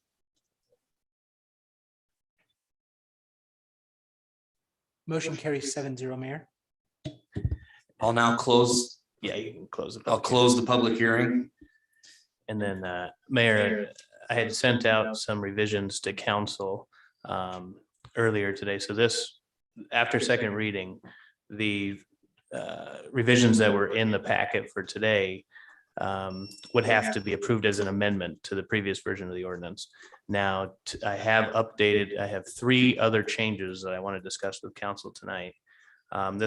These were made after discussions with the mayor and certain members of council. So the first change is adding in reference to a map. We did find the correct map that references the correct lots that are used in the description. That mix-up, I think, was created by a mix-up that occurred during the formation process of the BID back in 2016 and 17. So we have the correct map that references the correct sections of the BID. So that is the first change. The second change is further down when you actually get to the code sections of section 10 that we are that I am at least recommending that we revise. So the goal of this ordinance is to simply extend the BID as it sits right now for 2 years and to not increase the budget. So those changes, as you can see in the packet, were made. There were some cleanup changes that we wanted to make. Let's see. In section 10-710, which is page 10 of 12 of the proposed amendment I sent the council today, we are striking the third sentence based upon the recommendation of the Downtown Improvement District Board. That was the name of the former board and is no longer applicable. So that section is stricken, proposed to be stricken. So that sentence will start with properties and then this following phrase that says will not be subject, that say may not be subject, because the section above references that the council or the funding from special assessment based upon the special benefit is fairly and equitably assessed by the council sitting as a board of equalization. So that allows the council to certainly do that. And then the third change is down in the last paragraph of section 10-711. Members had indicated that they would like detailed accounting done for their proposed budgets for the BID. So that, and the mayor had indicated some interest in that as well. So in the last paragraph, it'll say after a public hearing that, and after receipt of a detailed spending and strategic planning report from the BID. So that phrase was added in there just to provide some clarity into what actually the money will be spent on. So besides those changes, the previous amendments that are in the packet remain the same, and I'd recommend the council amend the ordinance to that effect and then approve for third reading. Any questions for legal? Okay. Take a motion to amend. Councilman Yerger, Yes, I make a motion to accept the amendments as offered and described by council. Councilman Legban. And I will, Okay. Cast your votes. Motion carries 7-0, Mayor. Okay. Now I'd take a motion to hold final reading. Councilman Jensen. I'll make an old final reading of amended ordinance 5588. Councilman Gibson. I'll second that. Cast your votes.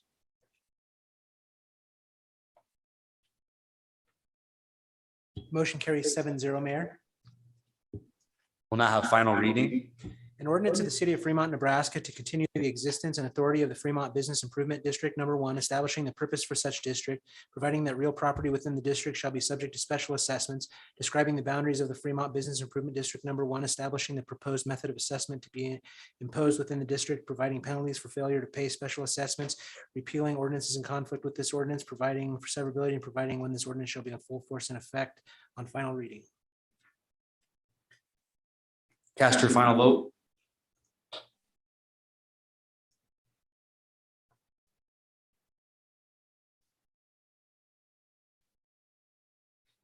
Mayor, the ordinance is approved 7-0. I'd just like to say, I'd like to thank again the BID for their work and just listening to the protesters as we look at the future of the downtown. I think this 2 years is a good amount of time to be able to I think come together and really create a plan that can really bring the downtown and do what we did in the Christmas walk and continue what's been going on. So I just want to, thank the efforts that were been made in regards to this item from council, the public. And I think it was just a good example of how we can continue to move forward and keep Fremont growing and moving forward. So just wanted to mention that. So congrats again to the BID. All right, I'll move on to item 5. Ordinance 5603, requesting a change of zone from GI General Industrial to GC General Commercial for property generally located at 900 Bud Boulevard. Good evening, Mayor, members of the City Council, Jennifer Dam, Planning Director. This is a request for a change of zone from GI to GC. The primary reason for the request of the change of zone is so that the DPA Del Peterson Associates auction business can receive or continue their motor vehicle license. Their business is an online auction business. They sell vehicles through their online auctions, but in order to have the actual license to sell those autos, they have to have the correct zoning. So that's the purpose behind this. The future land use map shows the area as commercial. There's general commercial zoning immediately to the north, and the Planning Commission recommended unanimously approval on a 7-0 vote. I'd be happy to answer any questions. Any questions for Jennifer? Councilman Yerger? Sorry, I was just taking a note based on what you just said. So you and I had some discussion about this earlier, and I thought just for purposes of that weren't party to that, I wanted to ask a couple of those questions again, and you can just clarify for the record. So because the thoughts that came to me as I looked at this was, gee, why is this happening now?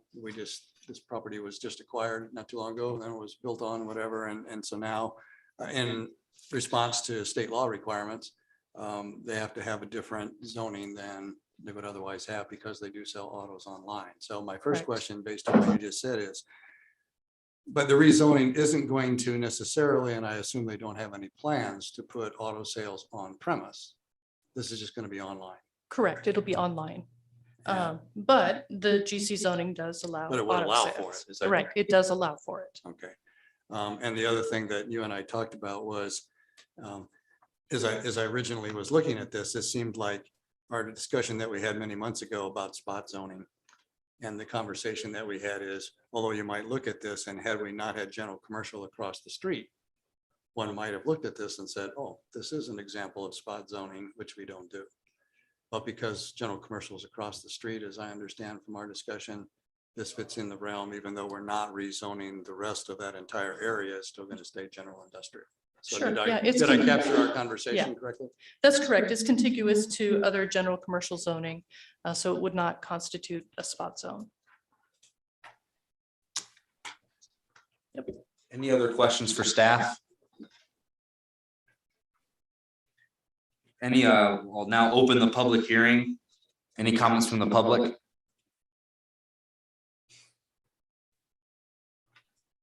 Seeing none, I'll close the public hearing. Any additional comments from council? Take a motion to hold first reading. Councilman Sukram. I'll make the motion to hold first reading of ordinance 5603. Councilman Yerger, Second the motion. cast your votes.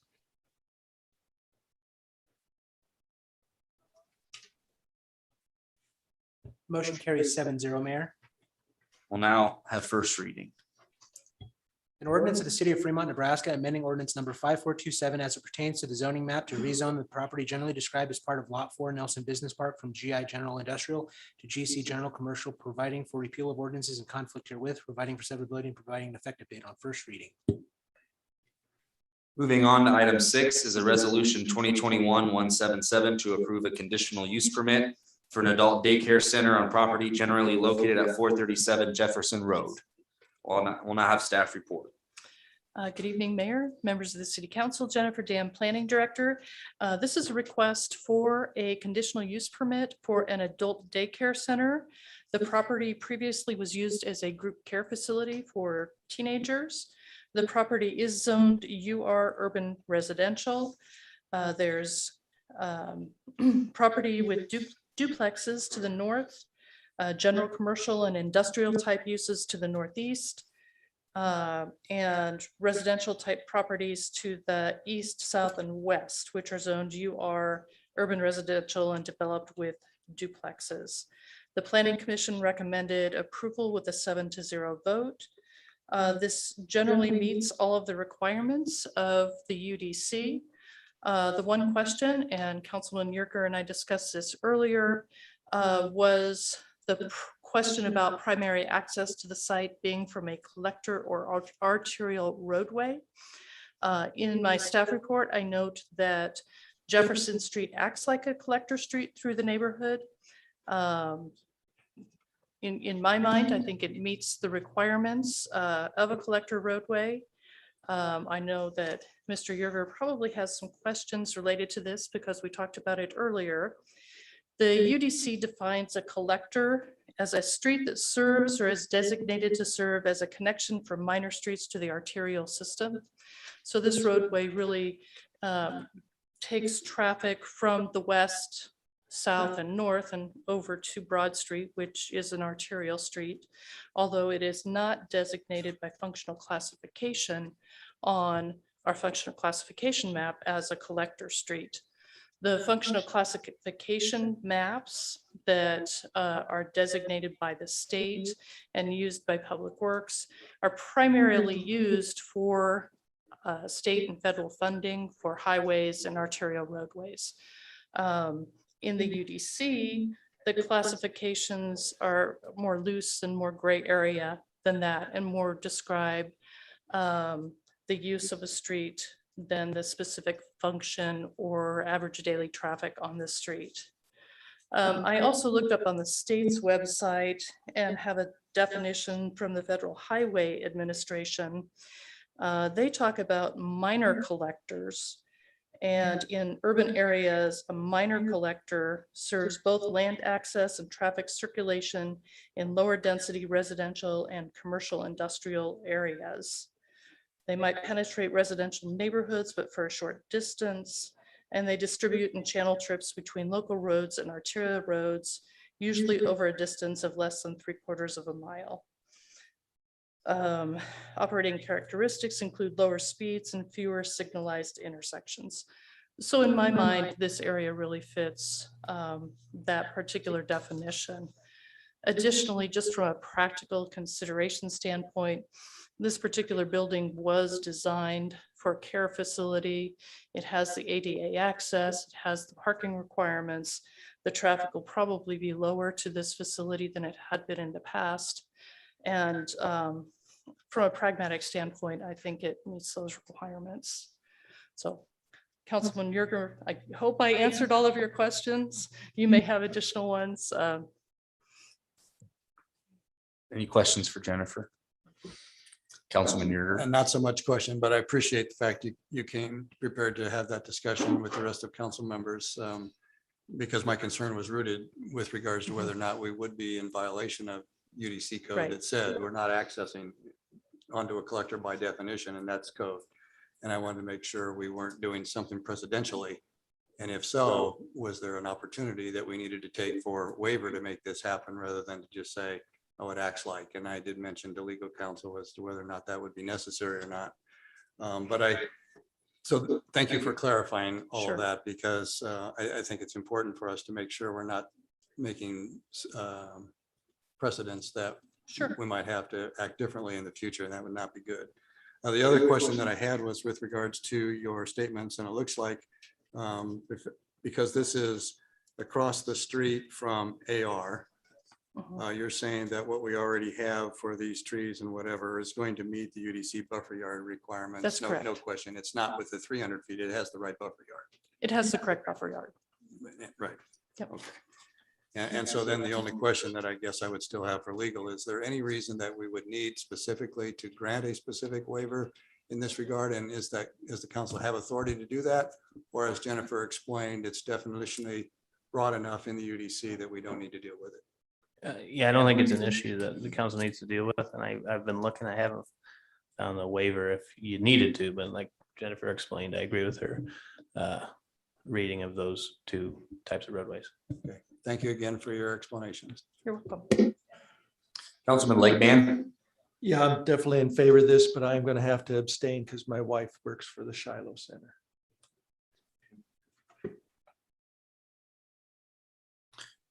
All right, we'll now open the public hearing. Resolution 2021-177. I'll now close the public hearing. Any additional comments from council? Councilman Jensen. Yeah, I just wanted to offer to council, this property is in my ward and I'm intimately familiar with it. It was an area that I helped clean up during the floods. I was in and out of that place for days. So this property is well suited for what they want to use it for.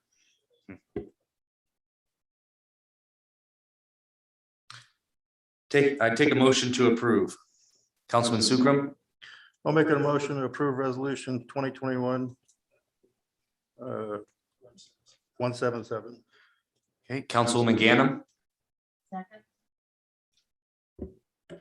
Second. Okay, cast your votes.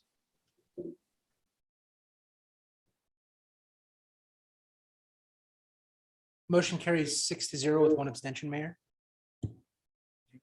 Item 7 is a resolution 2021-178 to approve a conditional use permit for a child care center on property generally located at 1041 North Nye Avenue. Go ahead, Jennifer. You turn on your video.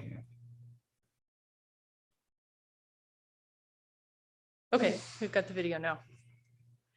This is a request by Mitch Chitwood on behalf of the Stonebridge Christian Church for a conditional use permit for a child care center at the church. The church is requesting it instead of an individual operator because the church wants to be able to manage the operations and make sure that if the operator doesn't meet their requirements, that they still have a conditional use permit moving forward into the future, and they can find an operator that does meet their requirements. The property is zoned suburban residential and UR urban residential.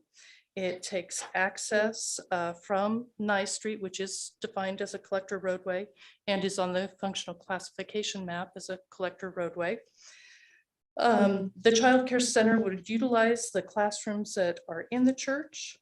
They have been working with the State Department of Health in terms of the maximum number of students that would be allowed and the total number of staff. They have determined the location of the outdoor play area. They sent me some information earlier today, and I can pass that out. Okay. Motion to receive, Councilman Legband. I make a motion to receive. Councilman Sukram. I'll second. Cast your votes. Motion carries 7-0, Mayor. Thank you.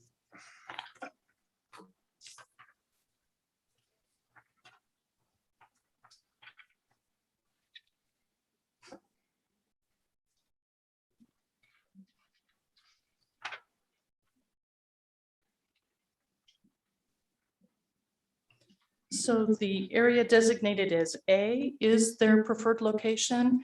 They have met with the state, and the size of that area meets the requirements for the size of a play area. And as you can see, they are showing a pedestrian crosswalk to an existing sidewalk, and that's how children will be escorted to and from the play area. The Planning Commission recommended approval 7-0, and staff recommends approval as well. I'd be open for questions. Any questions for Jennifer? Thank you. I'll now open the public hearing.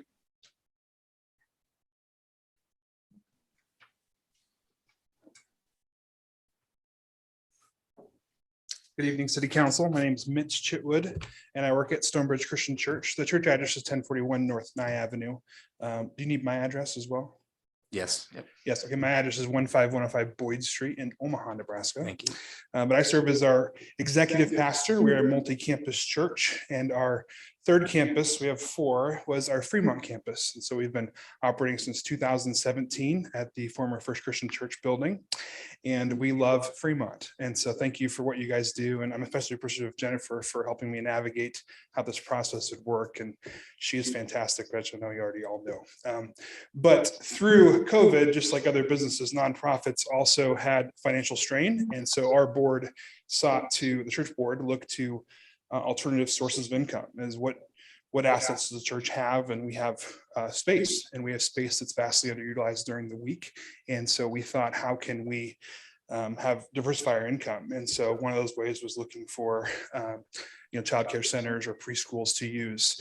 2 of our other locations in Omaha already operate preschools inside the churches. And so we have 2 other churches that have this hybrid use where we have the church and we have the childcare preschool going on inside. And so we are familiar with how this has worked previously. The church owns or runs the other 2 preschools. So this is kind of a different arrangement for us, working with an existing childcare provider in Fremont. And so this is kind of a cool opportunity for us and to work with an existing daycare, Pearl Academy in Fremont. And so we are excited about that possibility. One, because they have a great reputation as a childcare center here in Fremont. This would expand some of their space, as well as the church classrooms would have a larger capacity for, a little bit larger capacity for number of kids for them, and just a little bit more breathing room. And so I know Mayor Catherine's here as well. So we're excited about this opportunity. We were approved of the Planning Commission, but one of the things that was brought up with the Planning Commission was just the traffic. There was a neighbor that was really concerned about the traffic on Nye Street. And I thought one thing, just item to note of, is there wouldn't be kid drop off and pick up on Nye Street. And so the church has a parking lot that kind of circles around inside of our property. And so kid drop off and pick up for the daycare and for church would happen inside the our enclosed property. And so there would be good safety for the kids, and just regarding any kind of traffic issues. And so we're excited about it, and thank you for considering.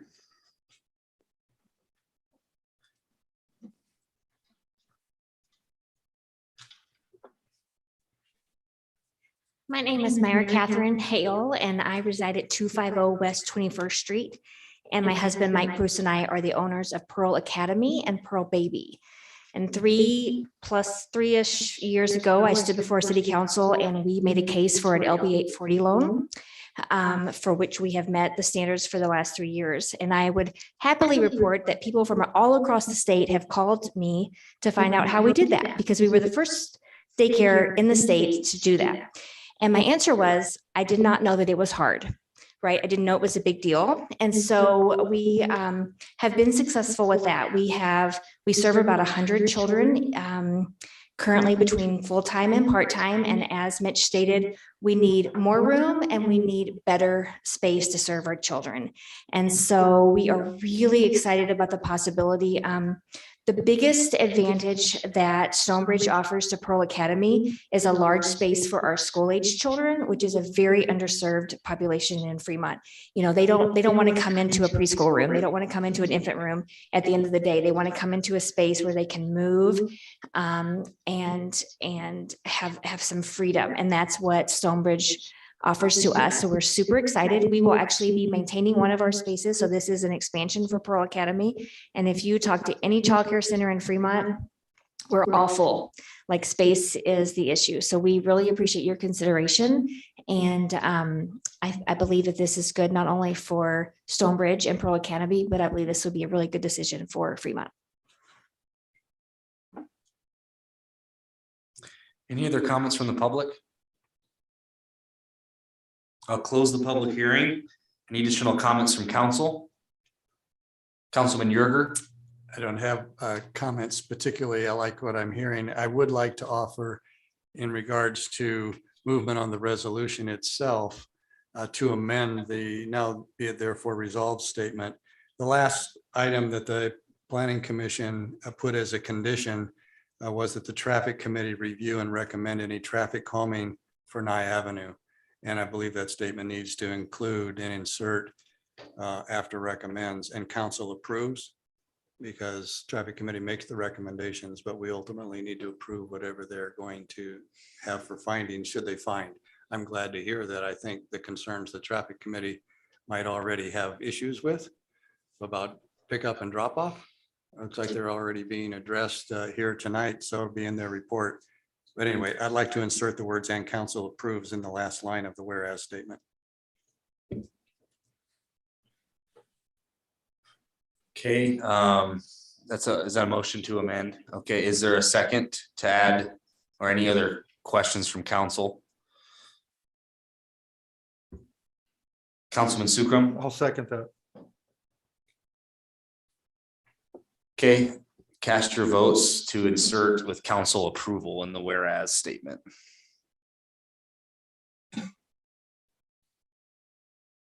Motion carries 7-0, Mayor. Councilman Yerger? Then I would make a motion to approve the amended resolution 2021-178, plus other council as items to comment on. Councilman Sukram? A second, if no one had any more comments. Okay.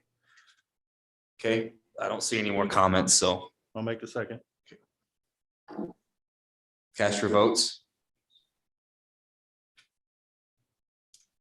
Motion carries 7-0, Mayor. Moving on to the consent agenda, all items in the consent agenda are considered to be routine by the city council and will be enacted by one motion. There will be no separate discussion of these items unless a council member or a citizen so requests, in which event the item will be removed from the consent agenda and considered separately. Are there any items to be removed from the consent agenda by either council, staff, or the public?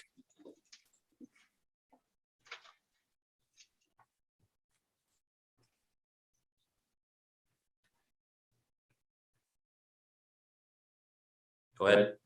Susan Jacobus, 1805 North D Street. I would ask for a little bit of spelling correction on number 11 to be made. As far as the name of the company, it's misspelled in several different places. And also I would ask that, and that would be number 11 to remove, and then numbers 21 through 24. I always have an issue of concern when we spend more than $400,000 on a consent agenda. So I'd like those to be removed. Thank you.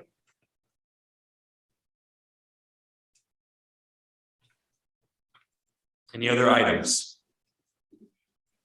Councilman Ellis? Like 17 removed. Any other items? Seeing none, I take a motion to approve consent agenda items 8 through 10, 12 through 16, 18 through 20. Councilman Gibson, So moved. Councilman Legband. Okay, cast your votes.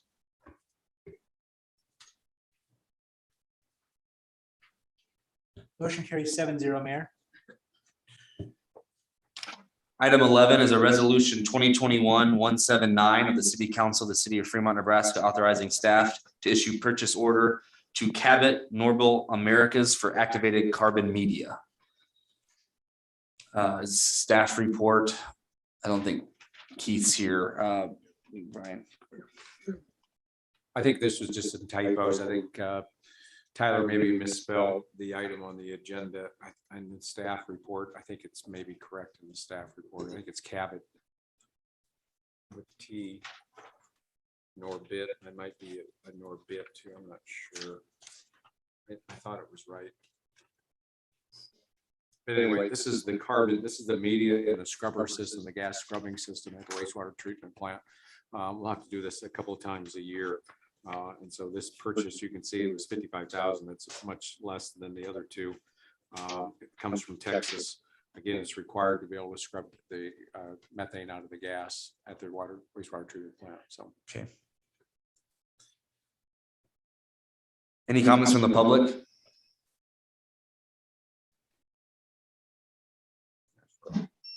I think it's IT. It's IT. Is that the only issue here is the IT? So it looks like in the resolution, it's spelled with an L, so you want to amend the resolution. Probably. Okay. Travis.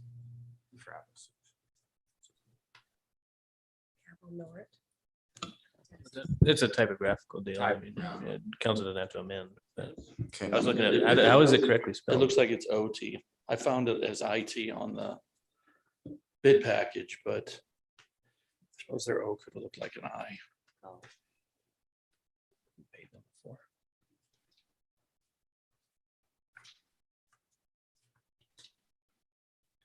It looks like their webpage is CABOT. The clerk can get the correct name in there. We don't need to amend it. Okay. That was my only issue. Take a motion to approve. Councilman Legband. Make a motion to approve resolution 2021-179. Councilman Yerger. And I'll second the motion with the corrections by the clerk. Cast your votes.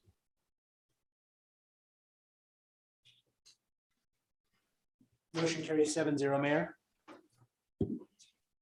Item 17, a motion to authorize mayor to sign independent contractor agreement with Donald Simon for building inspection and flood plain management services. This time we'll have staff report. Yeah, Mayor, City Council. Yeah, Brian Newton, City Administrator. As I know, Shane sent an email out to council about Don's departure to Sarpy County.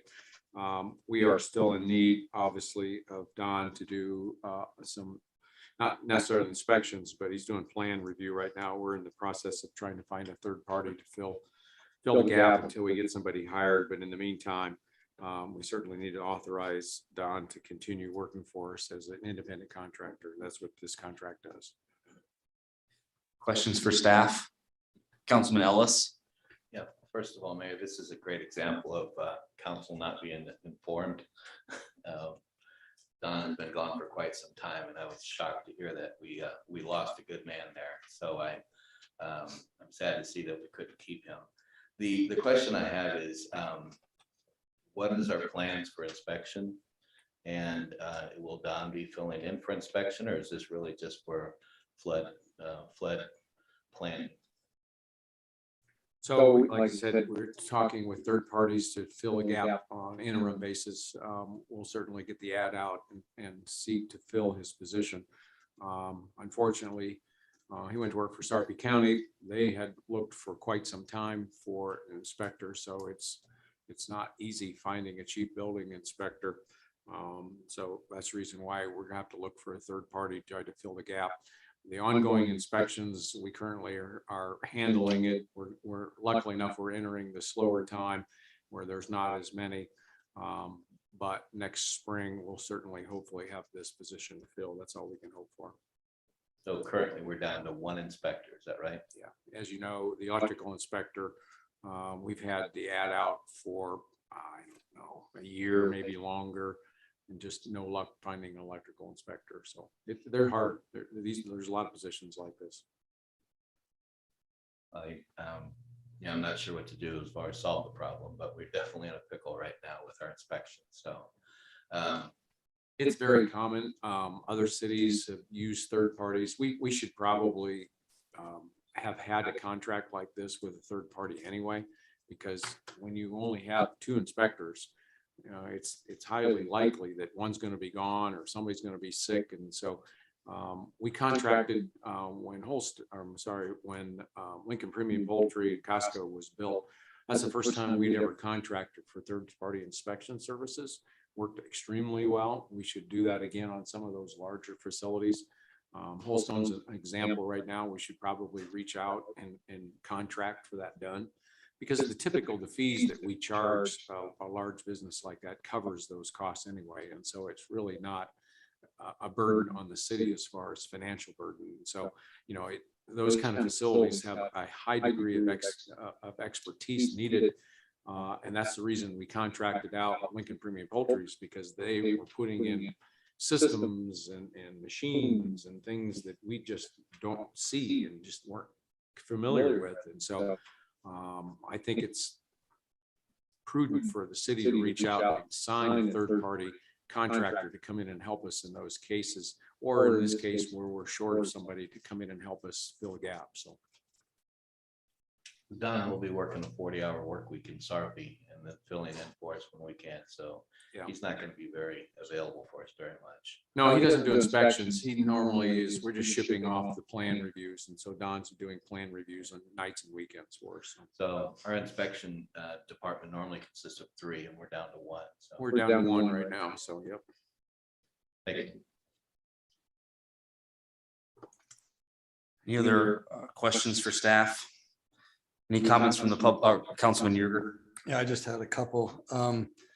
So at the $70 an hour rate, based on what we would have had in pay progression, I'm assuming that Don, given his tenure, was probably at the top of his grade. Is this roughly equivalent to time and a half? I think that's the way Jennifer computed. I think it was time and a half. It's pretty close, rounded up. That was my calculation. We had an agreement with we still do UTAN that Don was fulfilling. And so do we still have to honor that agreement as well? And who's filling in with that if we only have one inspector? Well, we actually have 2 agreements. We have an agreement with UTAN that Don was helping train and get those, their inspector, they're up to speed. We hadn't done very much work for them. They were handling it on their own. We also have an agreement with Lincoln. I think it's with the city of Lincoln, I believe. And we reached out and they were going to try to send up somebody, but they were too busy. And so now we're looking for that third party. So. Okay, but we don't have to do, I think when we were discussing it with Don's perspective, he was going to have to commit time to UTAN away from his Fremont job. And if that's still the case, are we still committed to commit time to UTAN for the one inspector that we have left? Or through contracted inspections that we would hire? No, I mean, we certainly don't have time today. Jody, do you know the last time we ever sent a bill to UTAN? It's been a while. Yeah. And so if Don were to fill in and do any of those inspections, do we collect from UTAN at a $70 rate or at the city rate? Well, first of all, we wouldn't send it to you. Wouldn't send it. Okay, just wanted to be clear on how those contractor agreements function since he was the guy. Okay. The other only question that I have, and we maybe don't want to change this because Mr. Simon's already signed this agreement, but I noticed in section 11 that any communication notices are headed to the city administrator's function, which soon will be vacant while we're looking for replacements.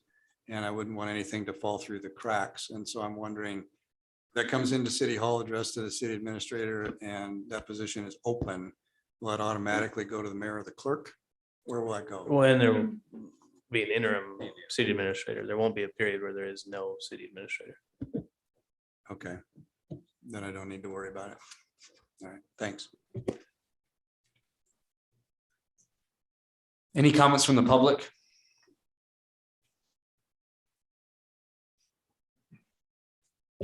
Larry Marvin, 635 North Main Street. I have a question. I think the guy's name is Todd Nelson, and I think he's an inspector for the Dodge County. And then I think we have a Dodge County special disaster guy that works in the courthouse in the basement over there too. So I think his name might be Mark, but those would be a couple people that I just have a question if you coordinate any with them or cooperate.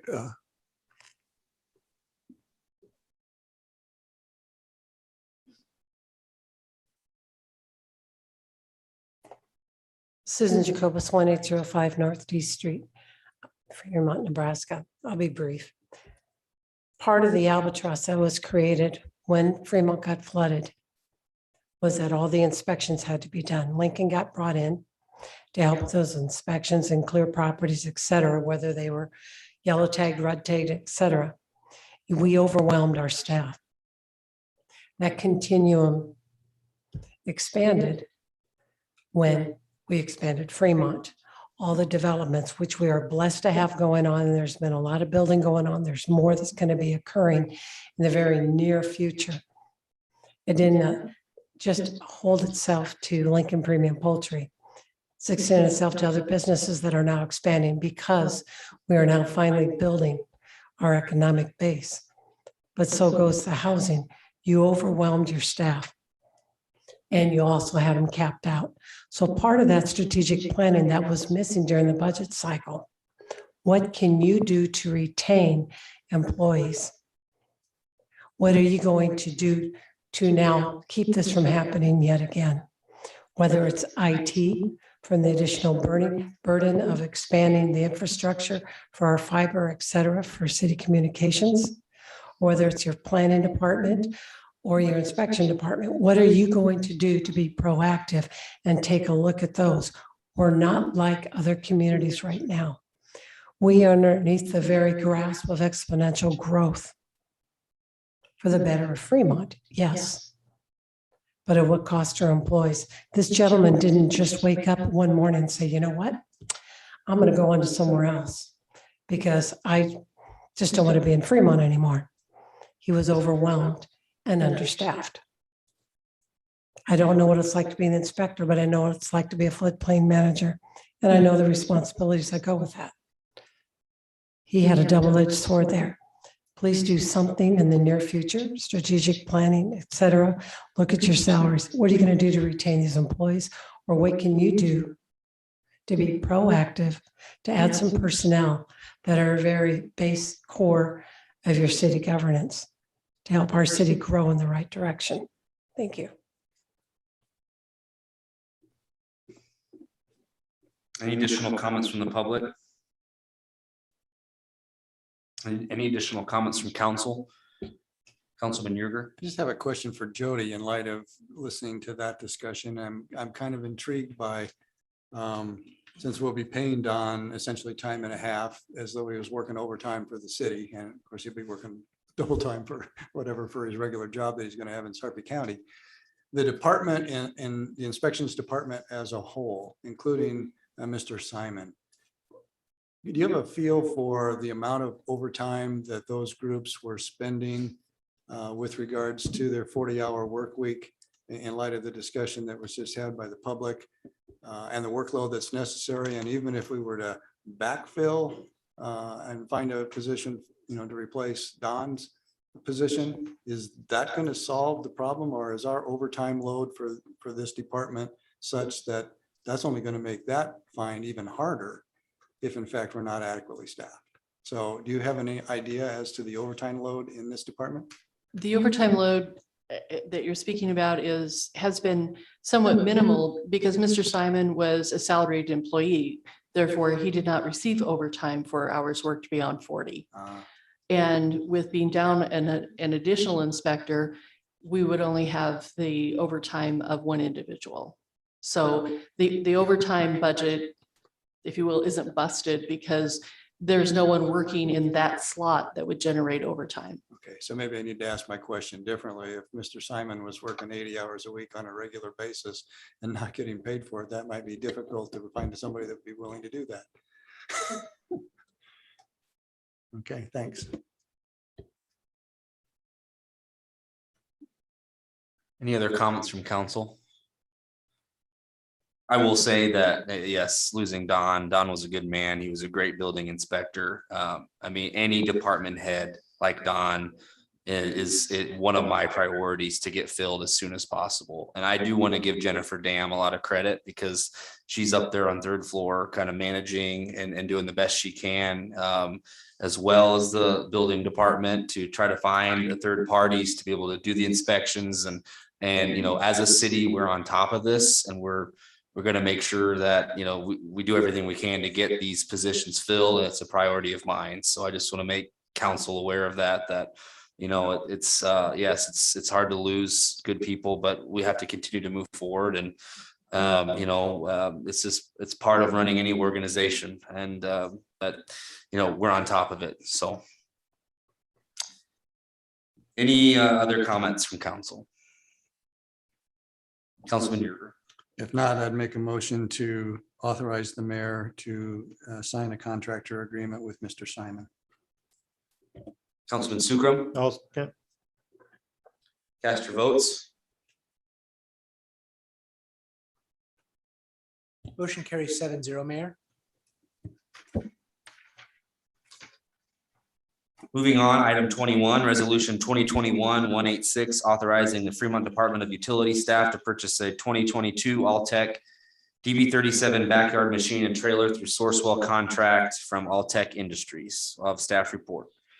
Troy Shaven, Assistant City Administrator Utilities. This is to replace a 2008 backyard machine that we have. This is a new 2022 All-Tech. I believe there's a picture in the backup. It's basically a backyard machine that sets and we used to replace poles in backyards where they're tight spots. It folds up and will go through a standard gate, 3-foot wide gate. I believe it's a 50-footer. It has auger and a claw so that you can dig the hole for the new pole and set it in.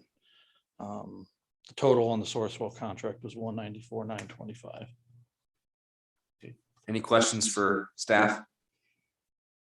Any comments from the public? Any additional comments from council?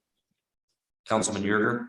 I just want to make one comment, Troy, and this, I'm only going to make it once because this would apply to other items that have been pulled off our agenda that follow for these other items as well. But I noticed in the resolution, in the last paragraph, it's noted that the utility board authorized this. And we've had quite a bit of discussion, and I looked this up, and they authorized this back on November 9th. Right. I didn't record, I should have probably recorded what the vote was. And we've had a lot of debate in the past about if they are holding their meetings in advance of ours and we have proof of their minutes and their vote counts, then we should give them credit for that in the resolution. And I would have liked to have included the November 9th date and the vote count in all of the items that we're dealing with here, 21 through 24. But certainly making those distinctions in the future are a good thing to do, because I know they met again today and we would say, well, those things can't come on our agenda. These were from the previous meeting and they certainly can. And I would reword that statement to recognize that. Okay. We don't have to do it tonight, but we recognizing that there's a policy that we try not to bring things on the same day. Obviously, the era that we're in right now, a lot of stuff, contractors won't hold prices for more than a week or two. So sometimes it's almost essential that we bring them on back to back. meetings. We try to identify the ones that are on the back-to-back. We have not been identifying the ones that were done previously, so we can certainly add the date and the vote count. Do you know the vote count at the November 9th meeting? How many members were present at that meeting? Was it 4? It's been 4 for the last several meetings. There were no no's. I'm not certain how many, I'm not certain if it was 4 or 5 people that were there, but I know nobody voted no. So we could say unanimously. It would unanimously, sure. Do you have any objections to our amending all of these No. to say it was approved by the UIB board on November 9th unanimously? I make the motion to amend this, and I'd like to make that on the rest of the resolution, so our record's correct. Is there a second to amend?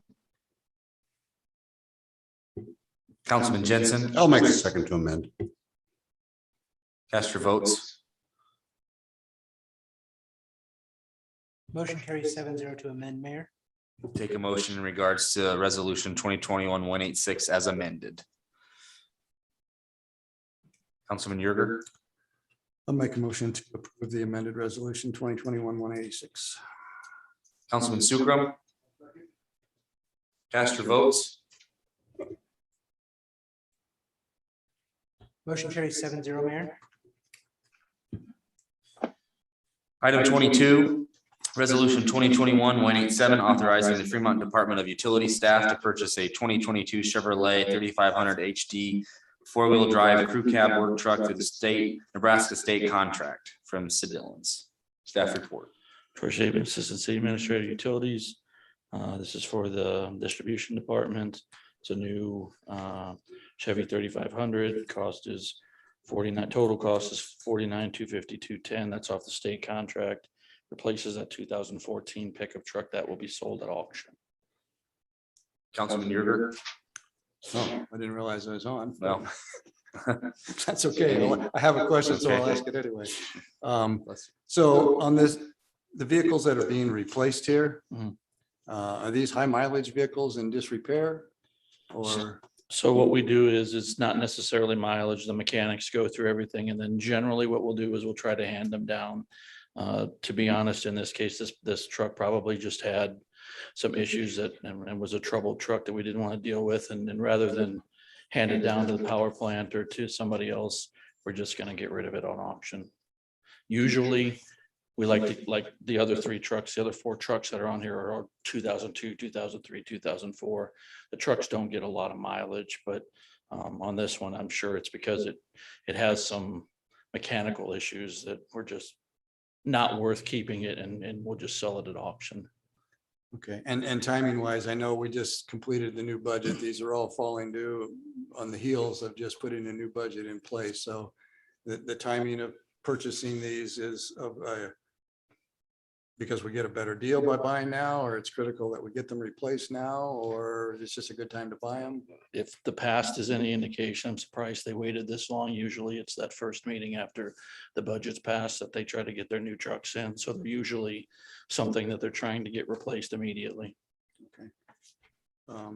And I see in your staff report here, there is a note that actually the utility board met on the 9th to do this one, and the vote was 4-0. So we do know okay, what the vote count was. So, okay, thanks.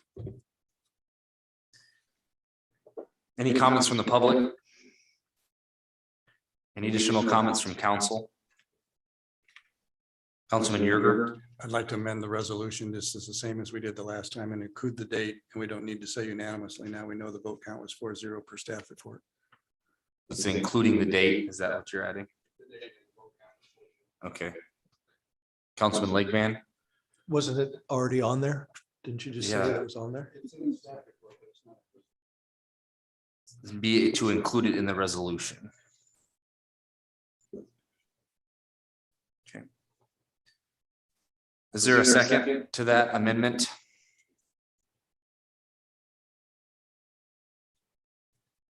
Okay, motion dies for lack of second. Take a motion in regards to resolution 2021-187. Councilman Legman. Make a motion to approve resolution 2021-187. Councilman Sukram. I'll second. Cast your votes. Motion carries 7-0, Mayor. Item 23, resolution 2021-188, 188, authorizing the Fremont Department of Utility staff to purchase 3 2022 Chevy 1500 4-wheel drive double cab work trucks through the Nebraska state contract from Dillon's. All staff report. Troy Shaven, Assistant City Administrator, Utilities. It's for the gas department. 3 trucks, each one is 34,061.31. I do know this one, we're getting 3 now because they did have a really good, he got a really good price. He had 2 in this year's budget, I believe, and 1 in next year's. And he moved a piece of equipment out of this year's into next year's, and he's moving this one up because of the money that we'll save by getting all 3 now. It replaces a 2002 that it will. The 3 will replace a 2002, 2003, and 2004 pickup trucks. For those who don't know, we kind of have an unofficial 1 in, 1 out now on our vehicles. So we don't have vehicles sitting in the parking lot and it's the go get nails pickup truck or something like that that we have to maintain. So we're trying to stay on a 1 in, 1 out. So we list whatever piece of equipment we buy, where it's going, so that we know we're not adding any vehicles to the fleet.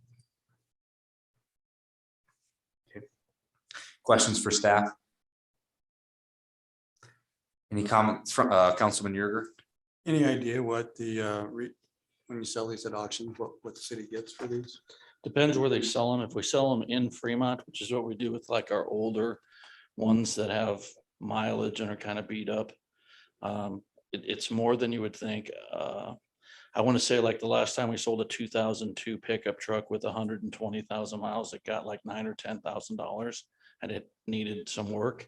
If the larger equipment we usually sell on Big Iron, which is an online site, that stuff is whatever the fair market value is for that large equipment. You know, when we sell them in town, it really depends on who's there, but I'm generally surprised at how much money some of the vehicles get.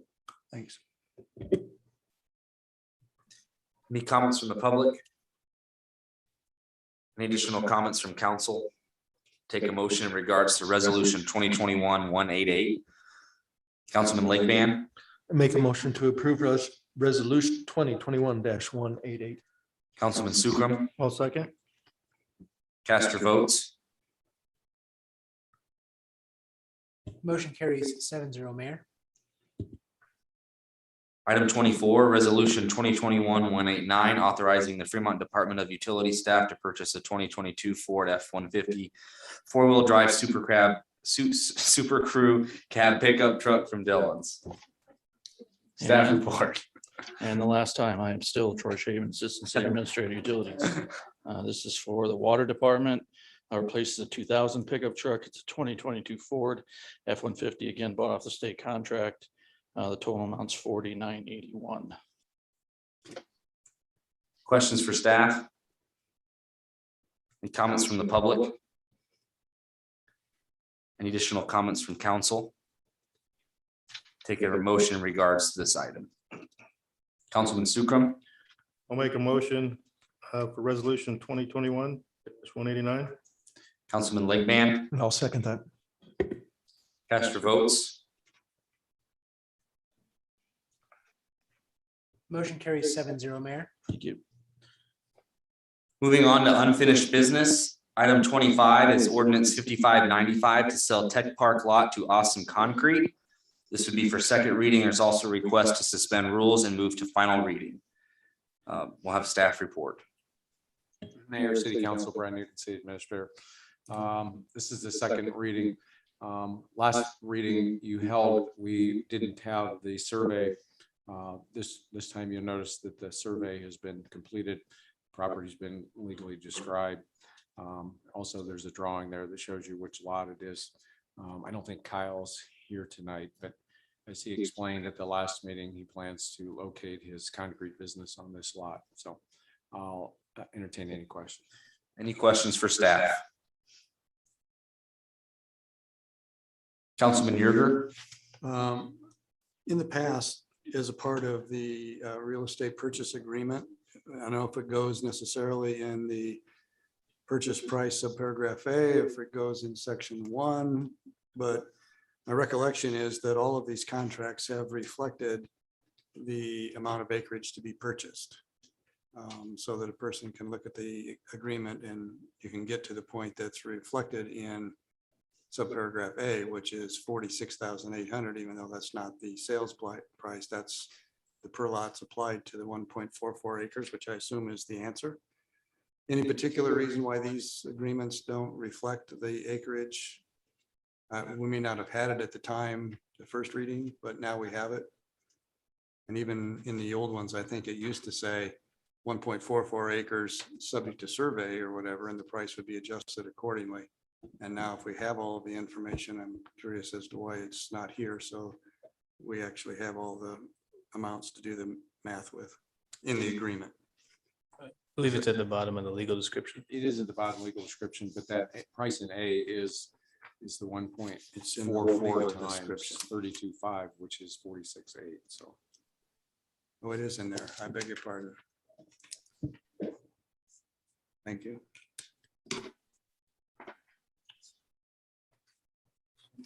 Any other questions for staff? Any comments from the public? Any additional comments from council?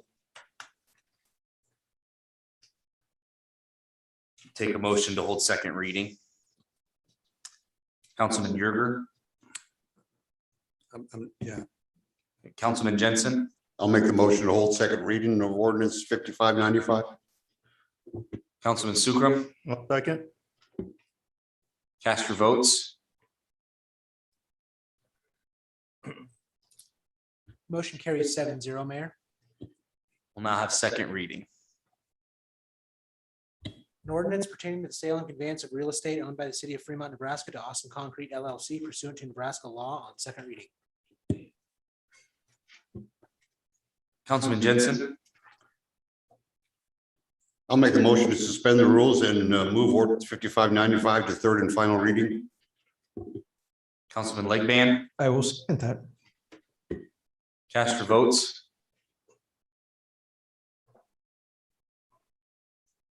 Motion carries 7-0, Mayor. Now have final reading. An ordinance pertaining to the sale and conveyance of real estate owned by the city of Fremont, Nebraska to Awesome Concrete LLC pursuant to Nebraska law on final reading. Cast your final vote.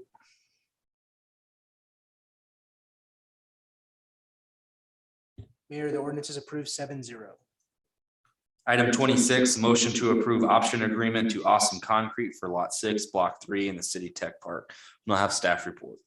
Mayor, City Council, Brian Newton, City Administrator. This is the same agreement you saw at the last meeting. We continued it until you just approved the contract for him to purchase the lot up on 29th Street.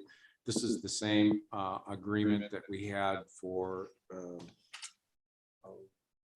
Brian Levander, so Levander's Body Shop. At that time, he wanted to buy the lot and an option on a lot behind him. He didn't end up exercising that lot. Instead, that was bought by Seth McGinn. But this is the same agreement. I think the only change I made on this one is I shortened the term. I think Levander's was 2 years. This one is just a 1-year period under term in section 3. So other than that, it's the same thing. This is a first right of refusal. Yes, it's a first. Okay. Yeah, So if someone else wants to buy the lot, yeah, they have to make a decision at that point. that's exactly right. Any questions for staff? Any comments from the public? Any additional comments from council? Councilman Yerger, I would only make this statement. I'm generally opposed and have been for some time for us selling lots at less than cost. And this is a potential future sale for a lot at less of cost, even though it might be a year from now.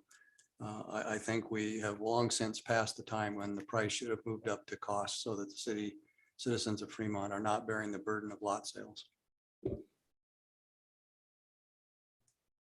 any other comments from council?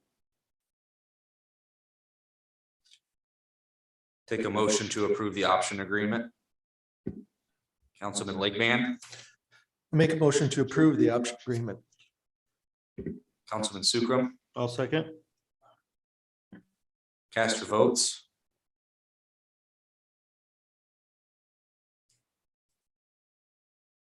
Motion carries 5-2. Item 27, ordinance 5597 to sell tech park lot to Selectel. This would be second reading, and there's a request to suspend rules and move to final reading. We'll have staff report. Mayor, City Council, Brian Newton, City Administrator. This is a lot to Matt Flaherty. Matt, I don't know if Matt's here or not. He was planning to come, but I don't see him. So as you heard from Matt last time, he has a business that he does placements, temporary placements positions. He's outgrown where he's currently at and is excited to expand in the tech park. We've got the survey done. See, it's 1.44 acres. And so I'll take any questions. Any questions for staff? Any comments from the public? Any additional comments from council? Councilman Jensen? No further comments. I'll make the motion to hold second reading of ordinance 5597. Councilman Legman? I'll second that. Cast your votes.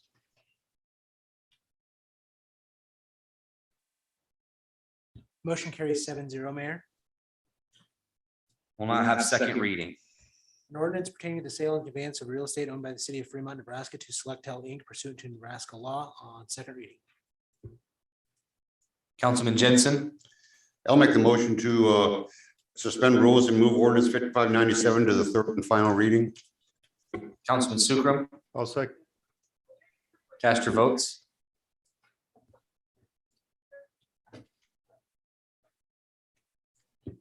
Motion carries 7-0, Mayor. Now have final reading. An ordinance pertaining to the sale and conveyance of real estate owned by the city of Fremont, Nebraska to Selectel Inc. pursuant to Nebraska law on second reading, final reading.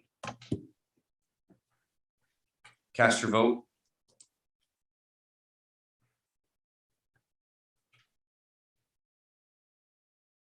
Mayor, the ordinance is approved 7-0. Item 28, ordinance 5598 to repeal and replace chapter 2, article 5, select sections to create the position of utilities general manager and to modify the duties of the city administrator. This would be for second reading. Consider request to suspend rules and move to final reading. Go ahead, legal on this. Thank you, Mayor. Travis Jagat, City Attorney. Similar to the BID ordinance, we also I have some further suggested revisions that I discussed with the mayor, with members of council, that would be included in my proposed amendment for this ordinance. They're pretty small changes. The first one is in section 2-501. There were asterisks added to city administrator, city attorney, and utility general manager. And the asterisk denotes that appointed officers shall be administered by a negotiated contract. This resolves an issue that some council members had concerning the ability for council to have input into those appointed officials after they've been appointed. The other changes that we have is in section, let's see, 2-506, the last sentence says the employment of the city administrator shall be administered by a negotiated contract, which contains provisions for an annual review by the governing body. And that's kind of reflecting why those the changes were made to 501. And that change is also recommended for the utility general manager ordinance changes.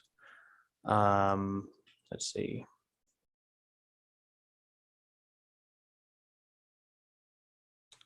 In 2-507.02, I'm recommending that the council accepts the amendment to change assistant city administrator of utilities, to change it to assistant utility general manager. And that the last line of that section will also include a reference to a negotiated employment contract.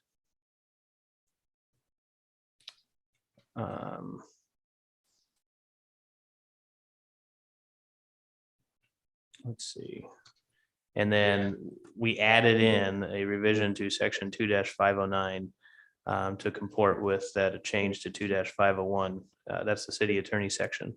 And it says the appointment of city attorney should be administered by a negotiated contract. I mean, there would never be a city attorney that doesn't have a negotiated contract, but it says that contains provisions for an annual review. So that's similar to city administrator.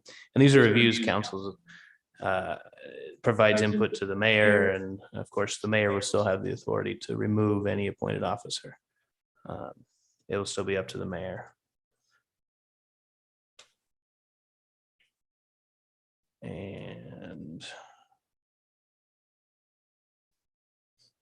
those were the changes from today. And those are in addition to the changes that I sent out that are in the packet. And I just recommend the council approve those as an amendment for second reading, and then to suspend the rules and hold third reading on this ordinance so we can get rolling on filling those positions. Questions for legal? Any comments from the public? Any additional comments from council? Councilman Yerger. I want to thank legal for the recap of the adjustments and the edits being made today, and make a motion to approve the amended language of legal counsel. Councilman Sukram. A second. Okay, this is the cast your votes to amend.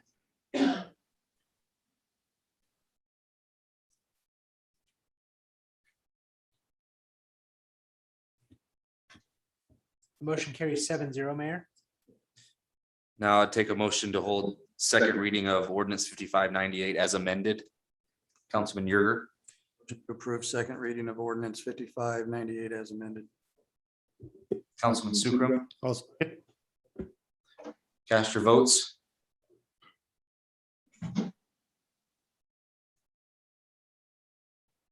Councilmember Ganem did not do your vote. Thank you very much. Motion carries 7-0, Mayor. We'll now have second reading. An ordinance of the city of Fremont, Nebraska, repealing and replacing chapter 2, article 5, sections 2-501, 2-503, 2-505, 2-506, 2-507.02, 2-508, 2-513, 2-515, 2-516, 2-517, 2-518, and 2-519 of the Fremont Municipal Code, and all other ordinances or parts of ordinances in conflict with this ordinance, providing when this ordinance shall be in full force and effect on second reading. Thank you. Is there, then there's a request to suspend rules and move to final reading. Councilman Legband. I make a motion to suspend the rules and hold final reading so we can move forward and hire someone as soon as possible. Councilman Jensen. Second. Cast your votes. Motion carries 7-0, Mayor. We'll now have final reading. An ordinance of the city of Fremont, Nebraska, repealing and replacing chapter 2, article 5, sections 2-501, 2-503, 2-505, 2-506, 2-507.02, 2-508, 2-513, 2-515, 2-516, 2-517, 2-518, and 2-519 of the Fremont Municipal Code, and all other ordinances and parts of ordinances in conflict with this ordinance, providing when this ordinance shall be full force and effect on final reading. Cast your final vote.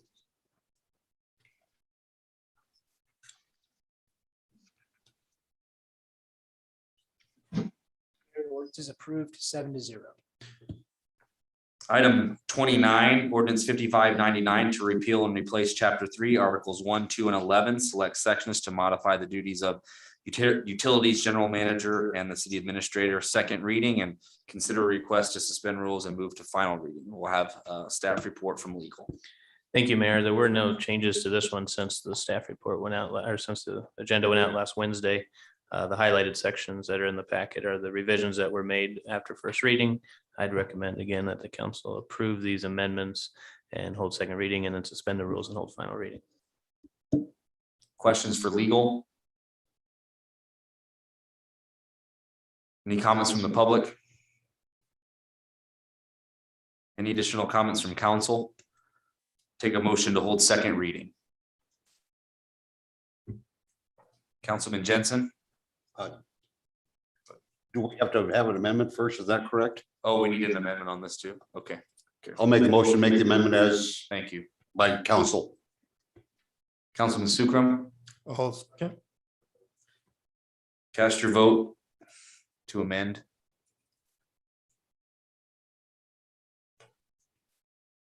Motion carries 7-0, Mayor. Now take a motion to hold second reading of ordinance 5599 as amended. Councilman Yerger, I move to approve ordinance 5599 as amended. Councilman Sukram, I'll second. cast your votes.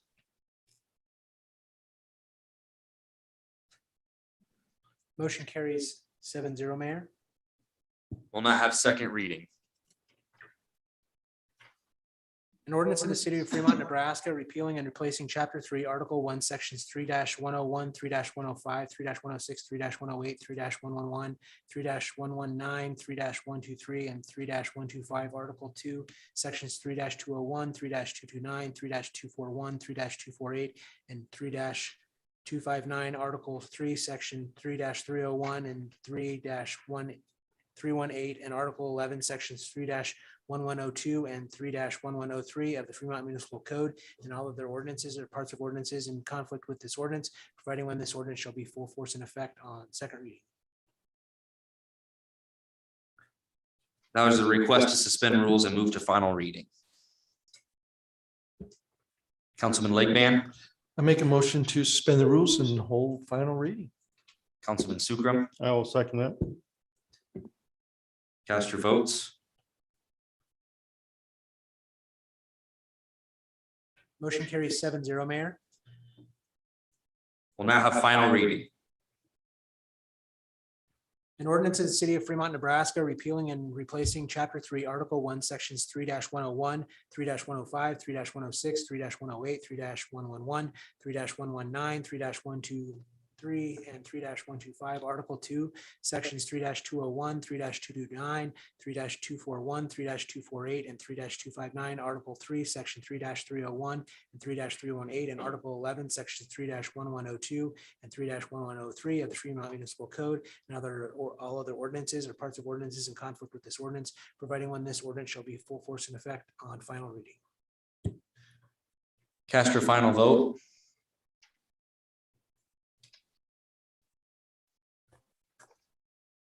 Mayor, the ordinance is approved 7-0. Item 30 is ordinance 5600 to repeal and replace chapter 8, article 2, select sections to modify the duties of utilities general manager and city administrator. This would be for second reading, and there's a consider request to suspend rules and move to final reading. Go ahead, legal, if there's any update on this one. There were no changes to this one from first reading. Okay. Any comments for legal, questions for legal? Comments from the public? Take a motion to hold second reading. Councilman Legman, Make a motion to hold second reading of ordinance 5600. Councilwoman Ganem, Second. cast your votes. Motion carries 7-0, Mayor. Will not have second reading. An ordinance of the city of Fremont, Nebraska, repealing and replacing chapter 8, article 2, section 8-213 of the Fremont Municipal Code, and other ordinances or parts of ordinances in conflict with this ordinance, providing when this ordinance shall be full force and effect on second reading. Now a request to suspend rules and move to final reading. Councilman Jensen, I'll make the request to suspend the rules and move ordinance 5600 to the third and final reading. Councilwoman Ganem, Second. cast your votes.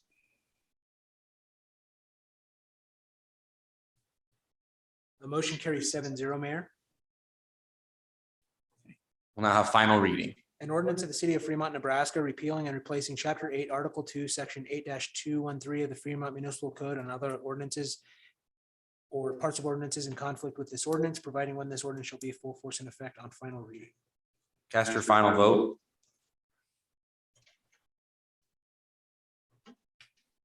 Mayor, the ordinance is approved 7-0.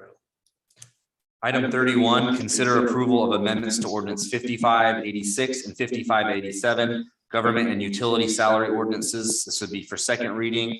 Consider a request to suspend rules and move to final reading of ordinance 5601 and 5602. Honorable Mayor and City Council, Jennifer McDuffie, Director of Human Resources. First, if you allow me, I bow down to you, Tyler. I know some auctioneers that would probably like to help if you ever look for a career change. They had to go there for a while.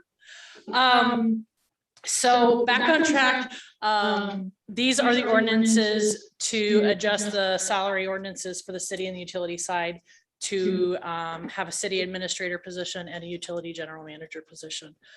They have not changed from the first reading, so I will be happy to take any questions if anybody has any. Any questions for Jennifer?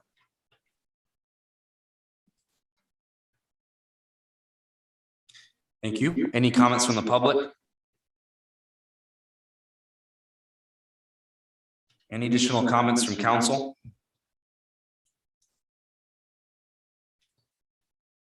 If seeing none, I take a motion to hold second reading. Councilman Lakeband. I make a motion to hold second reading of ordinance 5586 and 5587 to the amendments. Can we do them both at once? Legal, do we need to do them separately?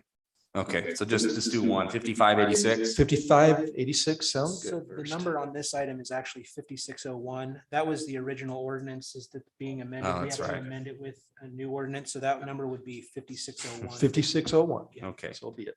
second reading of 5601. Okay. Councilman Sukram. Yeah. Cast your votes.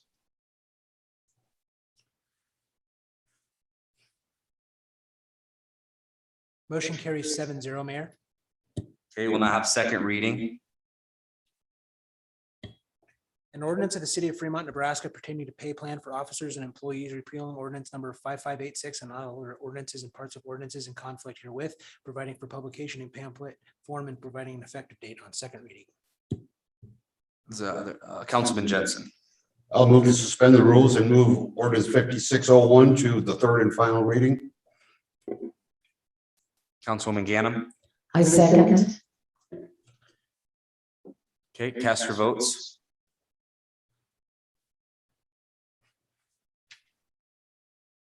Motion carries 7-0, Mayor. We'll now have final reading.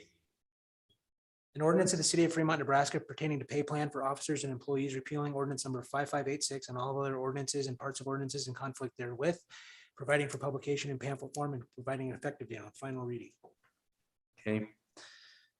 Now I take a motion in regards to ordinance 5602 to have second. Oh, thank you. Final vote. Thank you.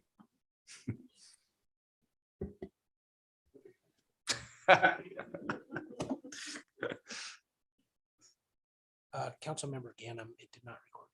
This is your final vote on.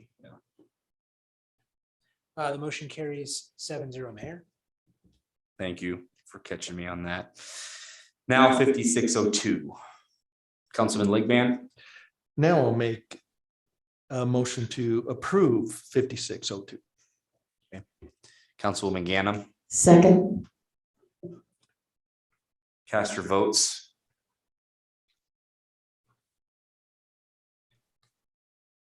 Motion carries 7-0, Mayor. Okay, we'll now have second reading. An ordinance of the city of Fremont, Nebraska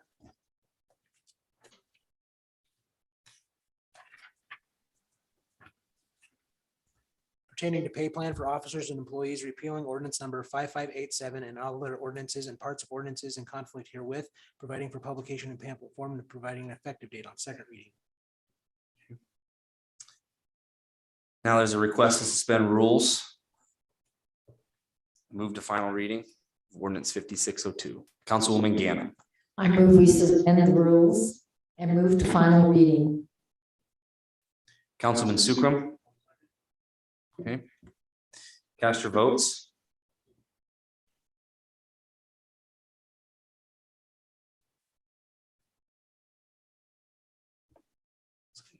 Councilmember Ellis, it did not record your vote. Thank you very much.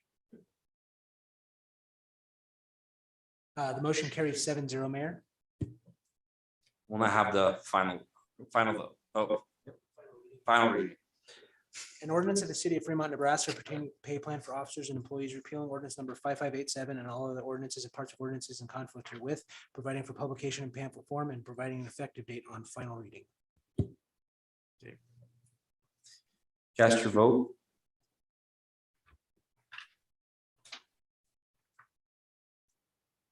Mayor, the ordinance is approved 7-0. Moving on, item 32, new business, motion authorizing the mayor to sign the contract with MCL Construction for contractor fees for the library expansion project. I'll have staff report. Go ahead. Mayor, City Council, Laura England Biggs, Library Director, Keene Memorial Library. As you heard in our special session report, this is requesting to sign the contract with MCL Construction as our contractor, general contractor for the project. I would be glad to answer any questions. Councilman Ellis. Okay, any questions for staff? I just have a quick question, Mayor. Was council presented with that PowerPoint presentation earlier? Was that accepted into the record? It was accepted into the record, Okay. yes. Okay. Thank you. Any comments from the public?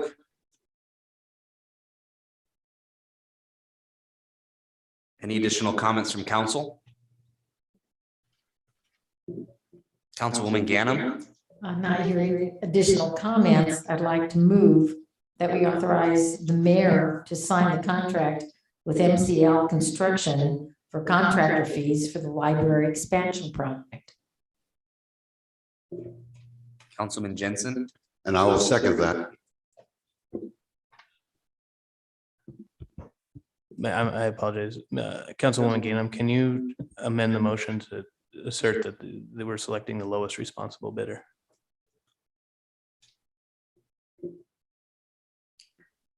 Sure. Okay, I move that we authorize the mayor to sign the contract with MCL Construction for contractor fees for the library expansion project as the lowest bidder. Responsible bidder. Responsible bidder. Okay, Councilman Jensen, do you second that? Or, yeah, okay. Cast your votes.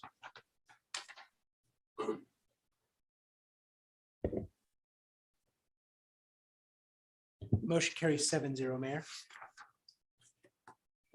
Okay, item 33. Resolution 2021-185, authorizing the mayor to sign contract amendment with Tetrad Property Group for the library expansion project. Management fees for phase 2. Go ahead, Laura. Laura England Biggs, Keene Memorial Library Director. It's not actually a resolution.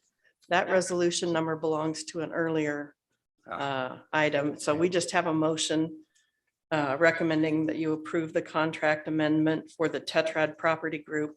We're moving into phase 2 of our agreement with them, which changes the payment structure and some of the duties that they'll be performing. Okay. Councilman Yerger. So first of all, I just want to thank the library people and the contractors and consultants that sat through the whole meeting tonight. We maybe should have moved you up in the agenda. So thank you for bearing with us to the very end. But not to make it a disappointment, I want to ask 1 or 2 questions. It's mostly just to educate myself, I think, because I think I followed the mathematics of what was described here, but I just wanted to ask these questions. What gets into soft cost? I'll pitch that to you. Cassie, Pagan, Tetra Property Group, 10340 North 84th Street, Omaha, Nebraska, 68122. Soft costs can take on a number of different items. Generally speaking, the difference between soft costs and hard costs, when you're talking construction, hard costs are your actual materials. Your soft costs tend to become things such as any fees. You can have other items that roll into there. So whether it's architect fees, fees that we would, payable to us, contractor fees, those types of things. That aren't actual physical pieces that you could pick up and take with you. I guess you could pick all of us up and take us with you. I wouldn't recommend that, but yeah, those are generally speaking the differences between the two. Okay, and that's fine. It wasn't, just. Sorry, the Dr. Pepper hasn't kicked in It was yet. $900,000. So I just Yep. generally wanted to Yep. understand what those were entailing. And then when we talk about preliminary owner provided items, those are provided by the city? Those would be owner provided items. So yeah, you as the city owning the library, that would be anything that falls underneath your scope, your realm. So as we're going through the process right now, and as we kind of move through, if you remember back to the slide where we talked about the schedule and the different areas that you're moving through, when we start to go through programming and what that starts to look like, there might be items that are in the library currently that, you know, stay. Some might be shifted, personnel being able to have access to Laura to help move through. If we need to get the mayor, city administrator, city legal involved, any of those types of things, that would fall underneath owner supplied. I think I probably know the answer to this, but I'm going to ask it anyway. So when the fee that we're addressing here, and then it's being scheduled out over a series of payments, which I think is $146,000 in some sense, Mhm. is a 2% fee, and it's calculated on the whole amount, the total project the whole budget. 9 million, which Correct. includes the city provided items as well as the soft cost. Correct. And that's why I was looking for Yep. an explanation of what those are. Yep. So then my next question is, and can you help me understand, since I'm not in the business, why the fees are applied to soft cost and owner provided costs? Because when you do the calculation of the fee, you can't simply take it off of your simple hard cost, because when you're doing a development project, you have to take into account the entire project from start to finish. So Including the city owned. including all of that. So that's how the fees are calculated. If you look at the fee payment schedule and what our fee actually entails, it's all inclusive. So you as a city know upfront exactly what that fee is. There's no surprises from us. We pride ourselves on doing it that way compared to some other firms that provide similar service. You know exactly what you're getting, you know who you're getting. If we have to print off 20 reams of paper for something, we're not charging you for every single piece of paper, every pen, all of that. It's all included. So if we have something that we need to look at, that we need our legal counsel to look at, that's included in that fee. And then payment wise, if you look at the schedule, it is running the duration of the project. Yeah. Thank you for all that You bet. clarification. And again, thank you for coming at the front end of the meeting and giving the presentation. That was very helpful. Thank you, Laura, as well. Much appreciated, and thank you for answering the questions. You're welcome. Any comments from the public?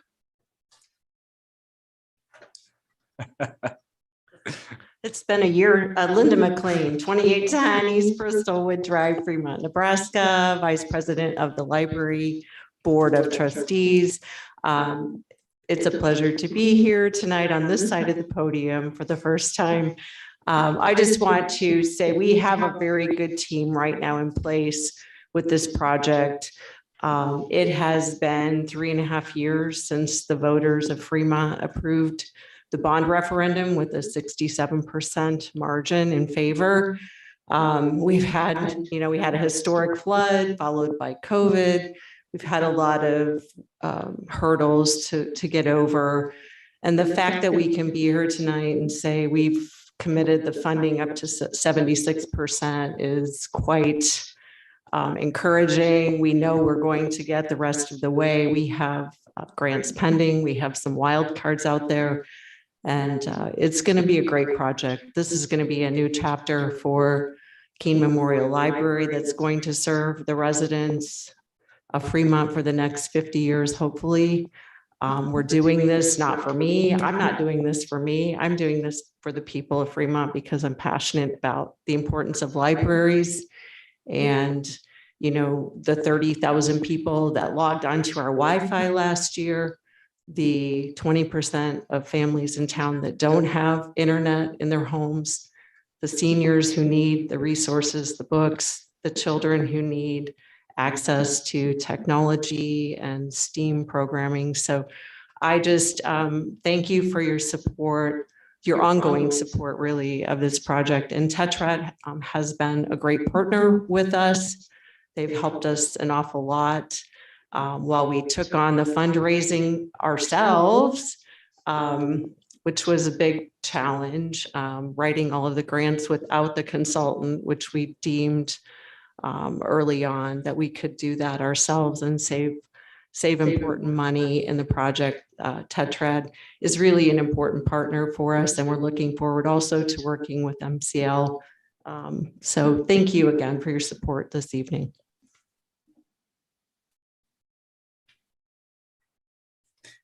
Any other comments from the public? Councilman Yerger. I assume you're coming back to Yes, us since there Council. wasn't any, and I'd just like to say, I'm sorry if I missed a whole host of people that were involved in making this project successful and the explanations that were given tonight. So thank you all, each and every one. I'd like to make the motion then authorizing the mayor to sign this contract with Tetra as an amendment for the management fees phase 2. Councilman Sukram, I'll second that. cast your votes.